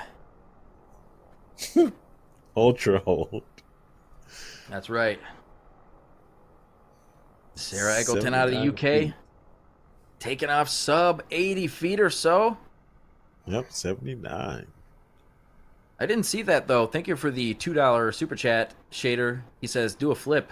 Unfortunately, I don't think it's the aerobatic show today, but maybe tomorrow. But thank you for the $2 super chat over to the National STOL channel. Yes. And sorry we can't do a flip for you. But I still use a flip phone, if that... No, I don't use a flip phone. I was about Anybody to say. remember those Motorola Pebbles? That was my favorite flip phone ever, man. The Motorola Pebble, you just went like this, and you pulled your thumb down, and it snapped up, and you're already on the phone call. Yeah, I barely remember that. Oh, Norcali landing it great. 90 feet or so. A little over his first landing. So his first score, Norcali's first score is really going to be the one to beat as far as this round. But he's just shy of 11 feet off of Wes's first run. So Norcali still has a little to make up. So the best landing in this heat is still not going to be able to beat first place. So remember that, guys. If you're flying and you're watching the broadcast and you're hearing me now, you need to still beat Wes Campbell. And Wes is like, shut up, Bursix, don't. but they all got this. They all got the score written down anyway. They do. They know what they need to beat. Gotta be 130 combined, which is really darn good, especially in a cross one like this today. So MP Troll coming in. And I think MP Troll is from South Africa. Plopping if I'm not mistaken. I'm not sure if he lives there currently or not, but I think that's where he's from. And if I'm wrong, I'm sure I'll be corrected at the end of the broadcast. But like I said, look at this. Look at that. Pure perfection. Pure perfection. Go. Sarah. And someone's blowing the horn as they're going by. I love it, man. Right. Wow. Edson says, I want to be everywhere all at once, so I'm going to put a horn in the kip box. That was awesome from Sarah. And we have Red Baron modeling in the chat, calling someone a troll. No, it's actually, he's saying good luck to MP MP Troll is an Aussie, not South African. Oh, okay, he's from Australia. Man, we do have a couple people from South Africa, and their accents are very similar, to the naked ear anyway. But we do have a couple people that help out. Troll Shader, thank you for the $2 super chat, and I can do this. I can say that Troll is Australian. Man, so chat, if you who is our South African guys? I mean, we have a couple, or maybe it's guys from my stream, but I know we had a couple South African, and I swear to God they were in the eSTOL thing. But sorry for getting that mixed up. MP Trolls from Australia, not from South Africa. Let's go. And just to talk a little bit about Microsoft Flight Simulator, if you're looking for somewhere really neat to fly, the mountainous region in the middle eastern part of the middle of Africa, I guess, is a really, really great place to fly in the Flight Simulator if you ever get a chance. Take it out there. There's a lot of fauna that you can go look at and stuff. It's a really cool place to fly around if you're just looking for something to do. Flora and fauna. Flora and fauna. MP Troll with a nice takeoff. And that is a testament to a great control in a crosswind with a light plane. He's got her under control. He's flying away off into the sunset to come back around and land it. 6 feet on his takeoff. 46 feet from Sarah. Let's go. Miss Eggleton. Wow. 46 feet, best takeoff of the day, except for Moby Wong's 22 foot, but it looks like he was disqualified because of the nose over. So technically, Sarah Eggleton's takeoff of 46 feet was the best. Now, just to give a little credit to Moby, he didn't crash on his takeoff, so that was a good takeoff of 22 feet, which would have been the best. He actually just nosed over on the landing. So his takeoff technically was good. The landing was what was cause for disqualification.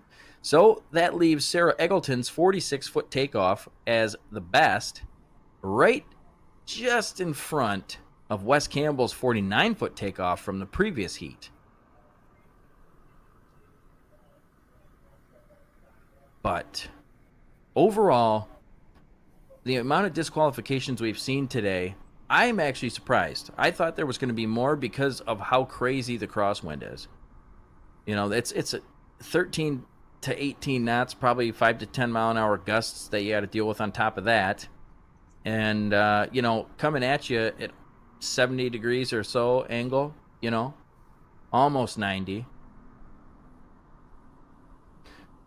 So coming from race control, they're letting us know that Troll's going to come in first. The pilots, as some of you know, but maybe it would be interesting to find out, they all chat with each other in chat channel while they're in the sky, and so they can talk with each other, and they actually reversed spots in the air so Troll could come in first, and because he had that little incident where he wasn't able to start in the beginning, so I think they're letting him go around and maneuver it in the air, and really great on-point landing from Troll.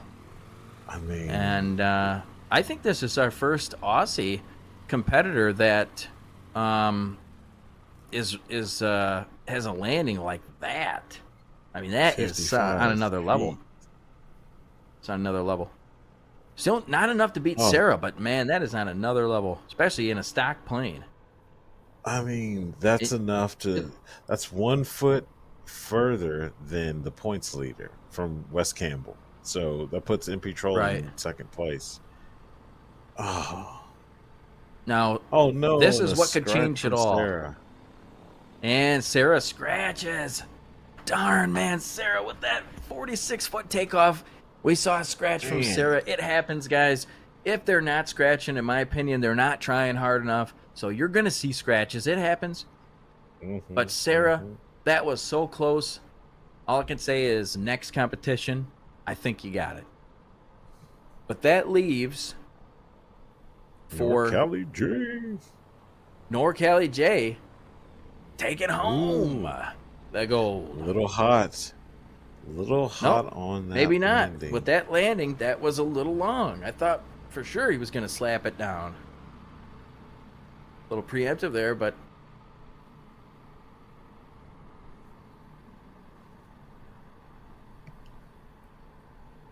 all right. Yeah, that is. I is mean, getting 120 hit. feet doesn't seem long if you're comparing it to a Boeing 737, but 120 feet Unlimited in the unlimited class. class is a little long. So we'll have to find out. There was no line violation. So good to see that. Judges said no line violation, but he did land a little long. So Norcali, really great scores. His first run was going to be his best run, and he's shy of about 11 feet from Wes Campbell's run. And as far as I can see, there is... Oh, interesting. It's possible that MP Troll's last run might be the winner. Okay, calculators. Okay, nope. 1 foot difference, Cam. What the hell? 1 foot difference. Oh my gosh, dude. So Wes Campbell takes it home. I was doing the math as it popped up on the screen, and I was thinking maybe MP Troll won, but nope, just shy, a freaking blade length away. MP Troll with that Right. freaking Stockslin Savage Cub 131. Wes Campbell though taking it with that 130. Norcali coming in third place with 141. Sarah Eggleton coming in at 150 foot for the best run. Luke Carrier at 169. So very good performance. Talking a split of 39 feet between first and fifth place. And what a show. What a freaking show. That's awesome.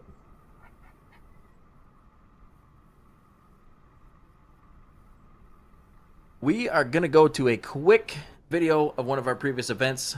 If you guys want to check that out, stick around. We'll be right back.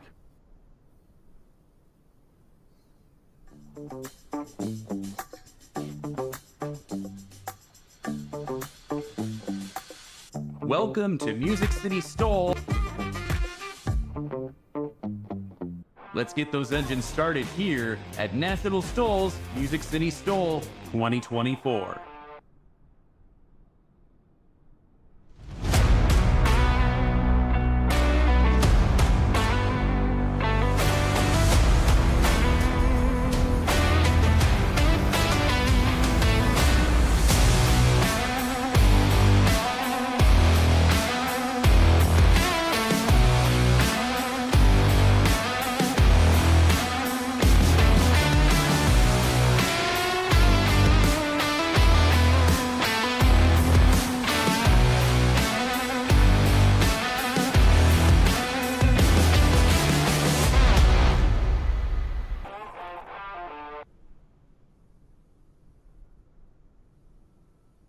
And we're back. What a freaking awesome season last year was. It was our first season, first time we ever did anything like this. And I think we did a freaking great job. And not trying to pat myself on the back because I barely did anything. I just did my small part. The rest of the team all together did the great work to make what you saw there. So Cam, great competition today. I see chat's a little spiced up, about me picking Norcali as the favorite. In all reality, there isn't a way to pick a favorite here. There's too much potential between all these pilots, and you see it because in the Discord before an event, it's packed. I mean, it's just packed. There's 20, 30 people in the Discord, and they're all practicing and getting together and things like that. So if you want to join as a viewer and you've never been able to figure out how do I do this, I don't even know what this is. Great way to figure all that stuff out is just to go to nationalstole.com/chat. Join in the conversation. You get yourself into the competition. We have people that train you, ambassadors, everything that you need to get in here and join the fun. But no way to pick a favorite. And Wes Campbell says, Cam, you are my favorite because I favorited Norcali this round. So I think I learned my lesson. If I want to be the favorite, I better not pick favorites myself. But yeah, all reality though, great job to all the pilots, man. You guys are freaking awesome. Wouldn't be able to do this without you guys. Chat, thank you for coming in. We really appreciate you guys coming in, and I think we are at the end of the show as far as competitions today. I don't think, Kim, we don't have another we don't have a spec class today, do we? Is that it? We don't have a spec class?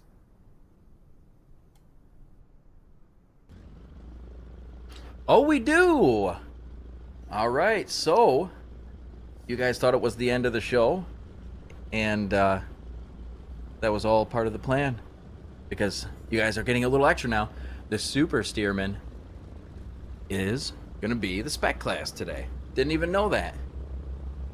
So, coming up, Super Steerman from the developer is not at the tip of my tongue right now. If someone from chat knows the developer, I'd like to give them a little credit here. It's just slipping my tongue. I know the guy, really cool dude. Oh, is it Golden Age Simulations? I think it's yes, Golden Age Simulations. Thank you, Race Control. Golden Age Simulations, the plane for the Spec class. Super Steerman, huh? For a Spec With the class Red Baron today. All right. That's cool. I'll take it. I actually know Red Baron, I like that name. Red That's Baron. a great name. Strong name. Yeah. From Red Baron Pizza, they were an actual aerobatic team. I actually love Red Baron Pizza. It's so good. And I named my son Baron. I didn't name him Baron after the pizza, though.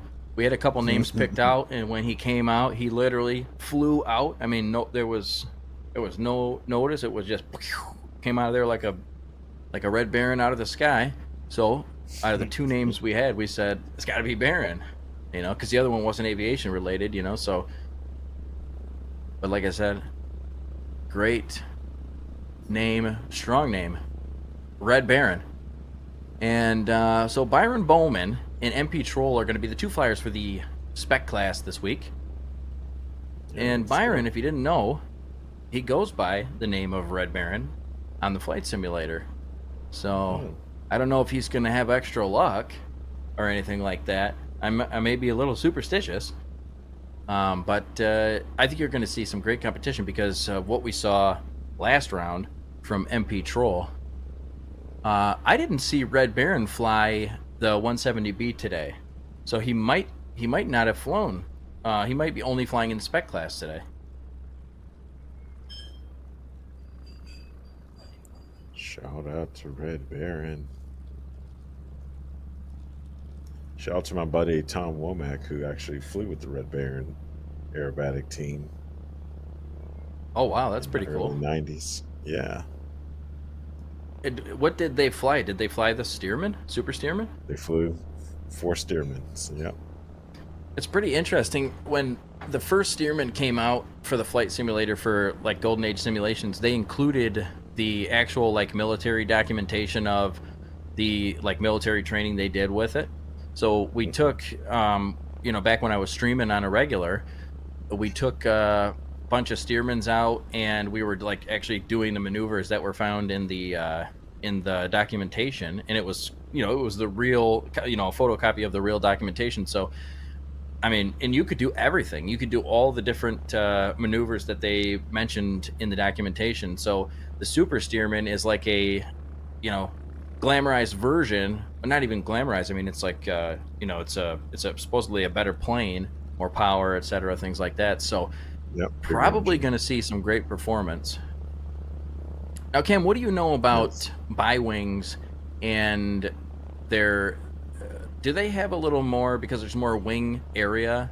Do they have like any advantage as far as like stall speed or anything like that? There's no flaps, so that could be then a disadvantage. But does a bi-wing, let's say like in a flapless world, do they have a little bit of an advantage as far as stall speed goes, or is that not a thing?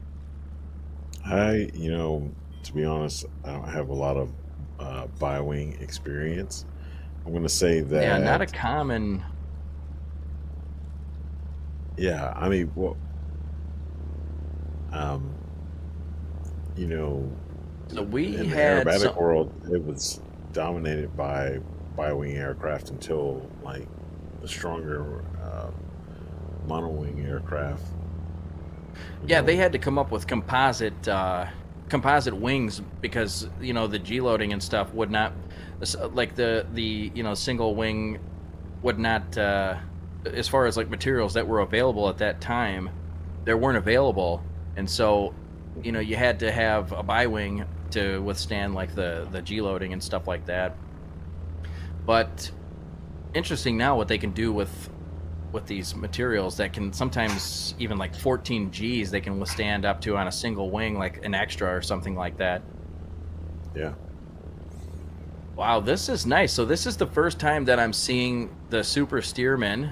It has to be like recently released or something, maybe because I haven't seen it yet. But that is Okay. kind of nice. I really liking this plane. And I imagine you can probably get it from, if it's available right now, I imagine you could probably pick it up yourself from the Golden Age simulations. That's cool. One of the first air shows I ever watched as a kid was the Dayton Air Show, and they were the team that was flying in that video. Like I wasn't in Dayton, but I got to watch it on TV.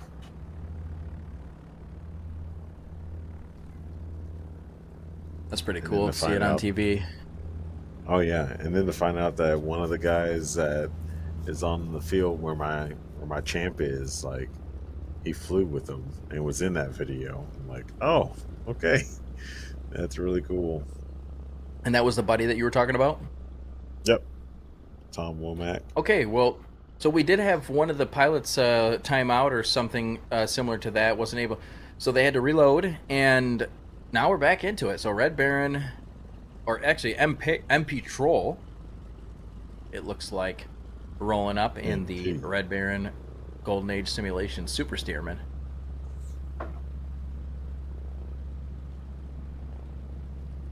Yeah, MP Troll.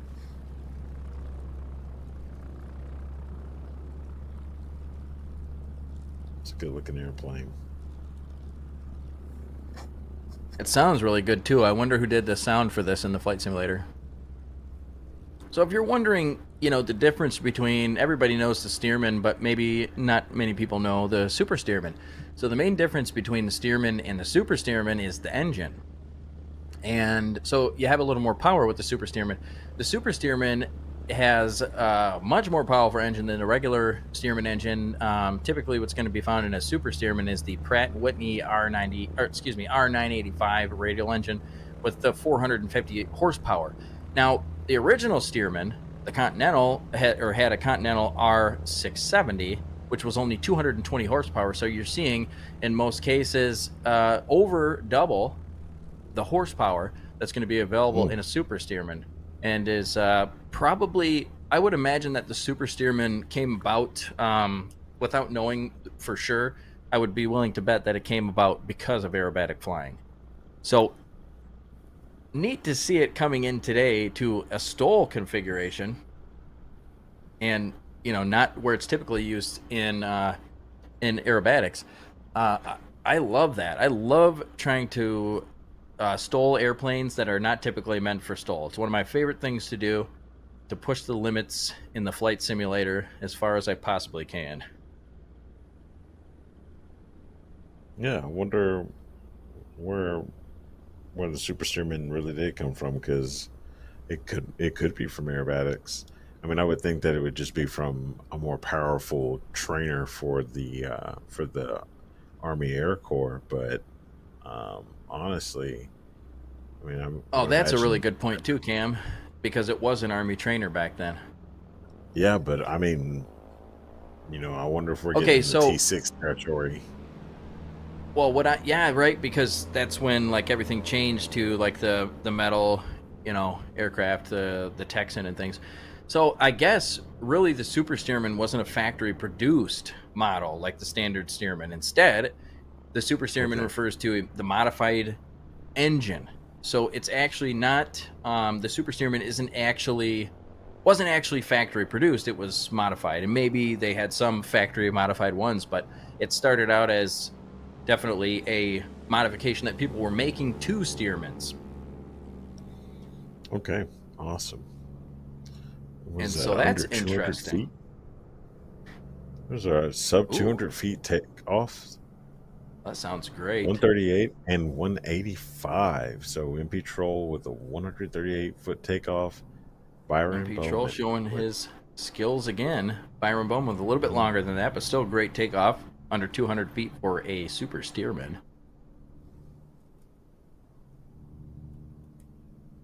Also, I'm noticing here that some of the modifications that were made to the super steerman term were like things to add, make it easier to wing walk on and things like that, which the original steerman didn't have, obviously out of the factory. So super steerman, it seems like it was born out of like the air show in aerobatics. But Cam, that was a really good point. And then also the after point that you caught, because like it's like, well, then was the Texan the the trainer at that time? And so the timeline adds up to where, yeah, I think that's the case. So really a couple interesting points, Cam. And if everybody knows, like if you're an airplane buff, if you love aviation, you really love aviation. And also you most likely really love history. Now there are some aviation people that just want the newest Garmin and they don't even look outside the window. They just stare at the Garmin, which is great. It's fine. It's great to know how to do. But you won't catch me in the clouds, brother. I'm always looking out unless you, I mean, I don't have my instrument rating yet, but definitely got to look out. That aircraft does sound really good. Yeah. And no scratch as far as I can tell. Oh, no. It'll be hard to get this thing to stop, though. There's no flaps. So one of the things that, and he's going to outrun the runway. It looks like it's, black flag for scrape of the wing.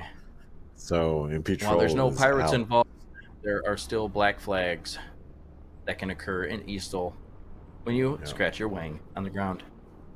But so that's substantial damage. So just like in real life, that aircraft will be out of commission for the rest of the competition. Right. So MP Troll did great in his first run, managed to get a second place, and was looking great for this one, but did manage to scratch that wing bad enough to get a disqualification. So Red Baron, just like in the movie Liar Liar, only has to beat himself. Ooh.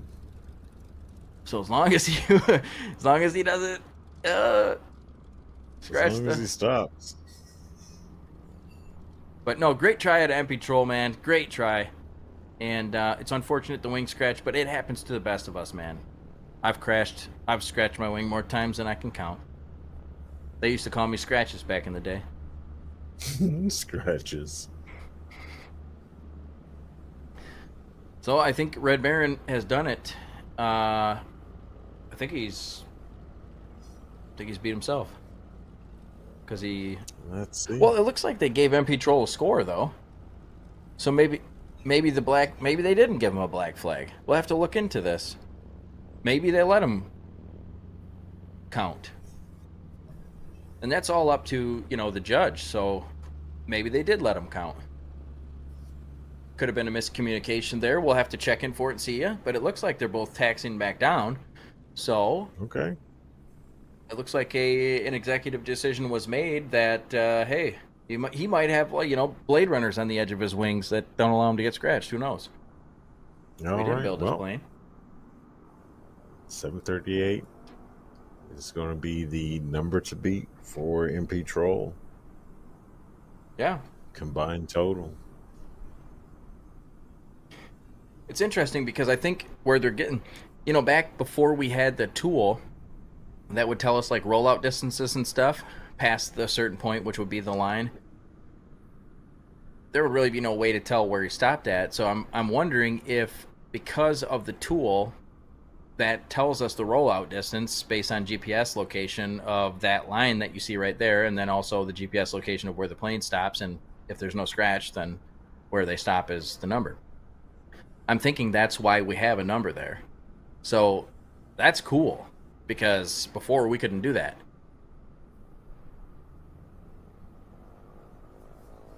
And even though you're not going to see a really, really short landing, I still think that MP Troll and Byron Bowman could shorten that landing up sub 700. I think the focus for these guys needs to be on turning final. And even before that, a little before that, I think they need to be at stall speed when they turn final.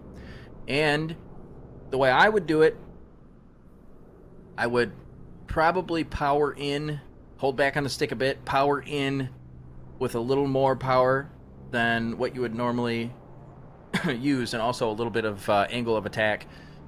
And I would try to float it down on the wings without stalling. Now, that's a difficult thing to do, and not everybody can do it, but I think that's what I would do if I was coming in. Cam, how would you attack this mission of landing the shortest? Oh man, I would try to come in just above stall speed, like just bring it in low and slow, and plop it in.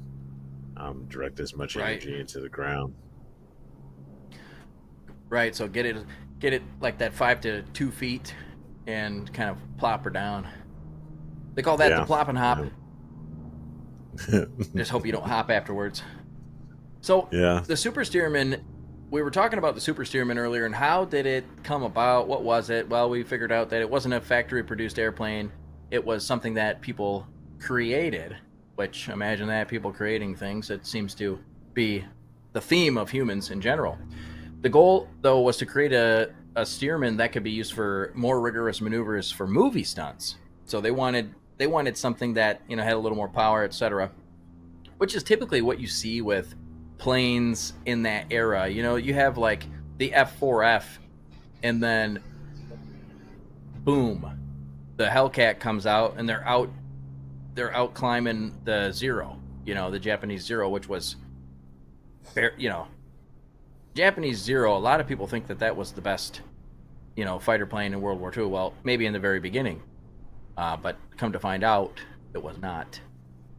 Very good plane, though. Very interesting plane as well. A lot of history with it. But, you know, you see like the Wildcat, very underpowered. You know, the wing design in the middle of the plane. With the Hellcat, they made some adjustments to it, similar to what they did with the Steerman here. That looks like a scratch. Scratch and touching the wing on the ground, but nonetheless, the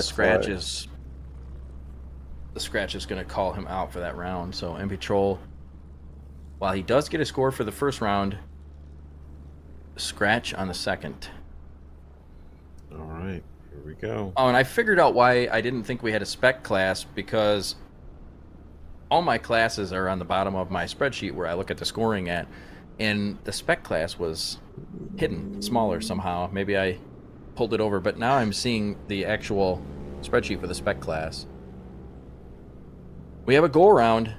Byron Bowman choosing to go around. Didn't like what he saw, didn't like the feeling of the plane in that point, so he's going to go around and give himself another chance, which we do definitely encourage pilots to go around, even in the flight simulator, while there's no risk of imminent, you know, death or anything like that when you have flying in a flight simulator.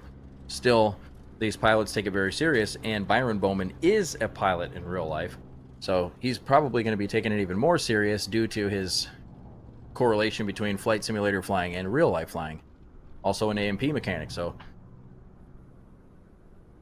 pretty cool background for Red Baron. Has a lot of love for aviation. Basically his whole life is aviation related.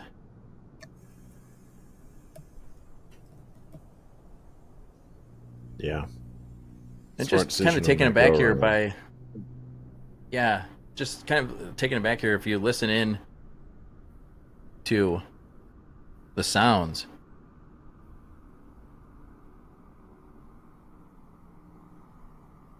Man, that sounds good.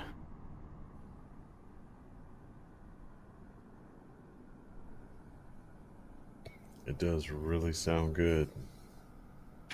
So Red Baron is ready to land here.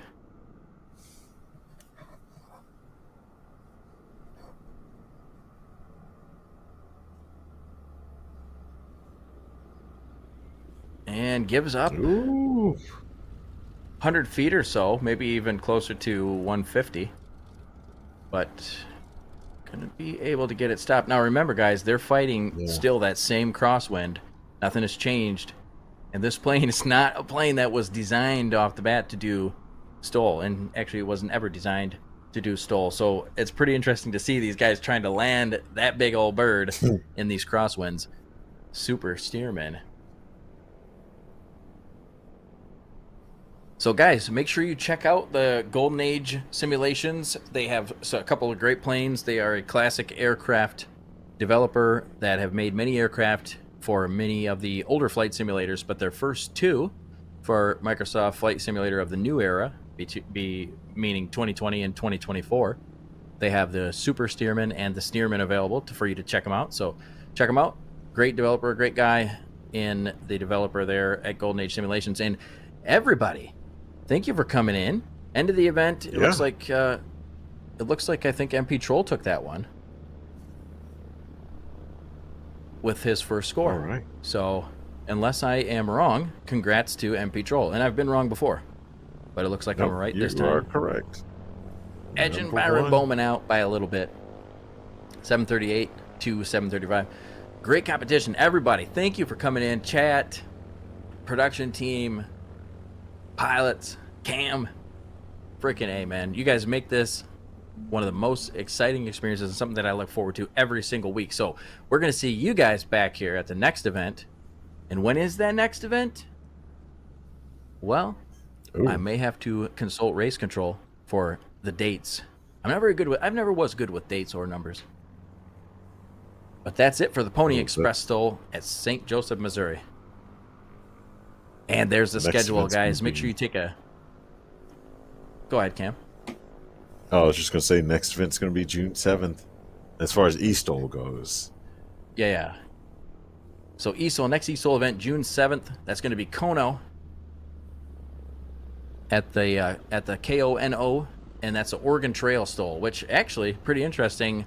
One of our guys here at eSTOL got to attend the real life Oregon STOL, and that, if you guys have not been to a real life STOL event, National STOL, look up the schedule for there. It's just nationalstol.com and check out their schedule. Look up the schedule because you got to get to a real life event. It's like a competition and an air show all in one. Everybody's really great. National STOL is one of the greatest organizations I've ever been a part of. Glad to be a part of it. Glad to be a part of your guys' day. Thank you for taking the time to come watch us. We love you. Cam, anything for the end of the broadcast? Anything you been thinking about, didn't get to say today? No, not at all. I just wish you peace, love, and stole. That's right. Peace, love, chicken grease, and STOL. See you guys later.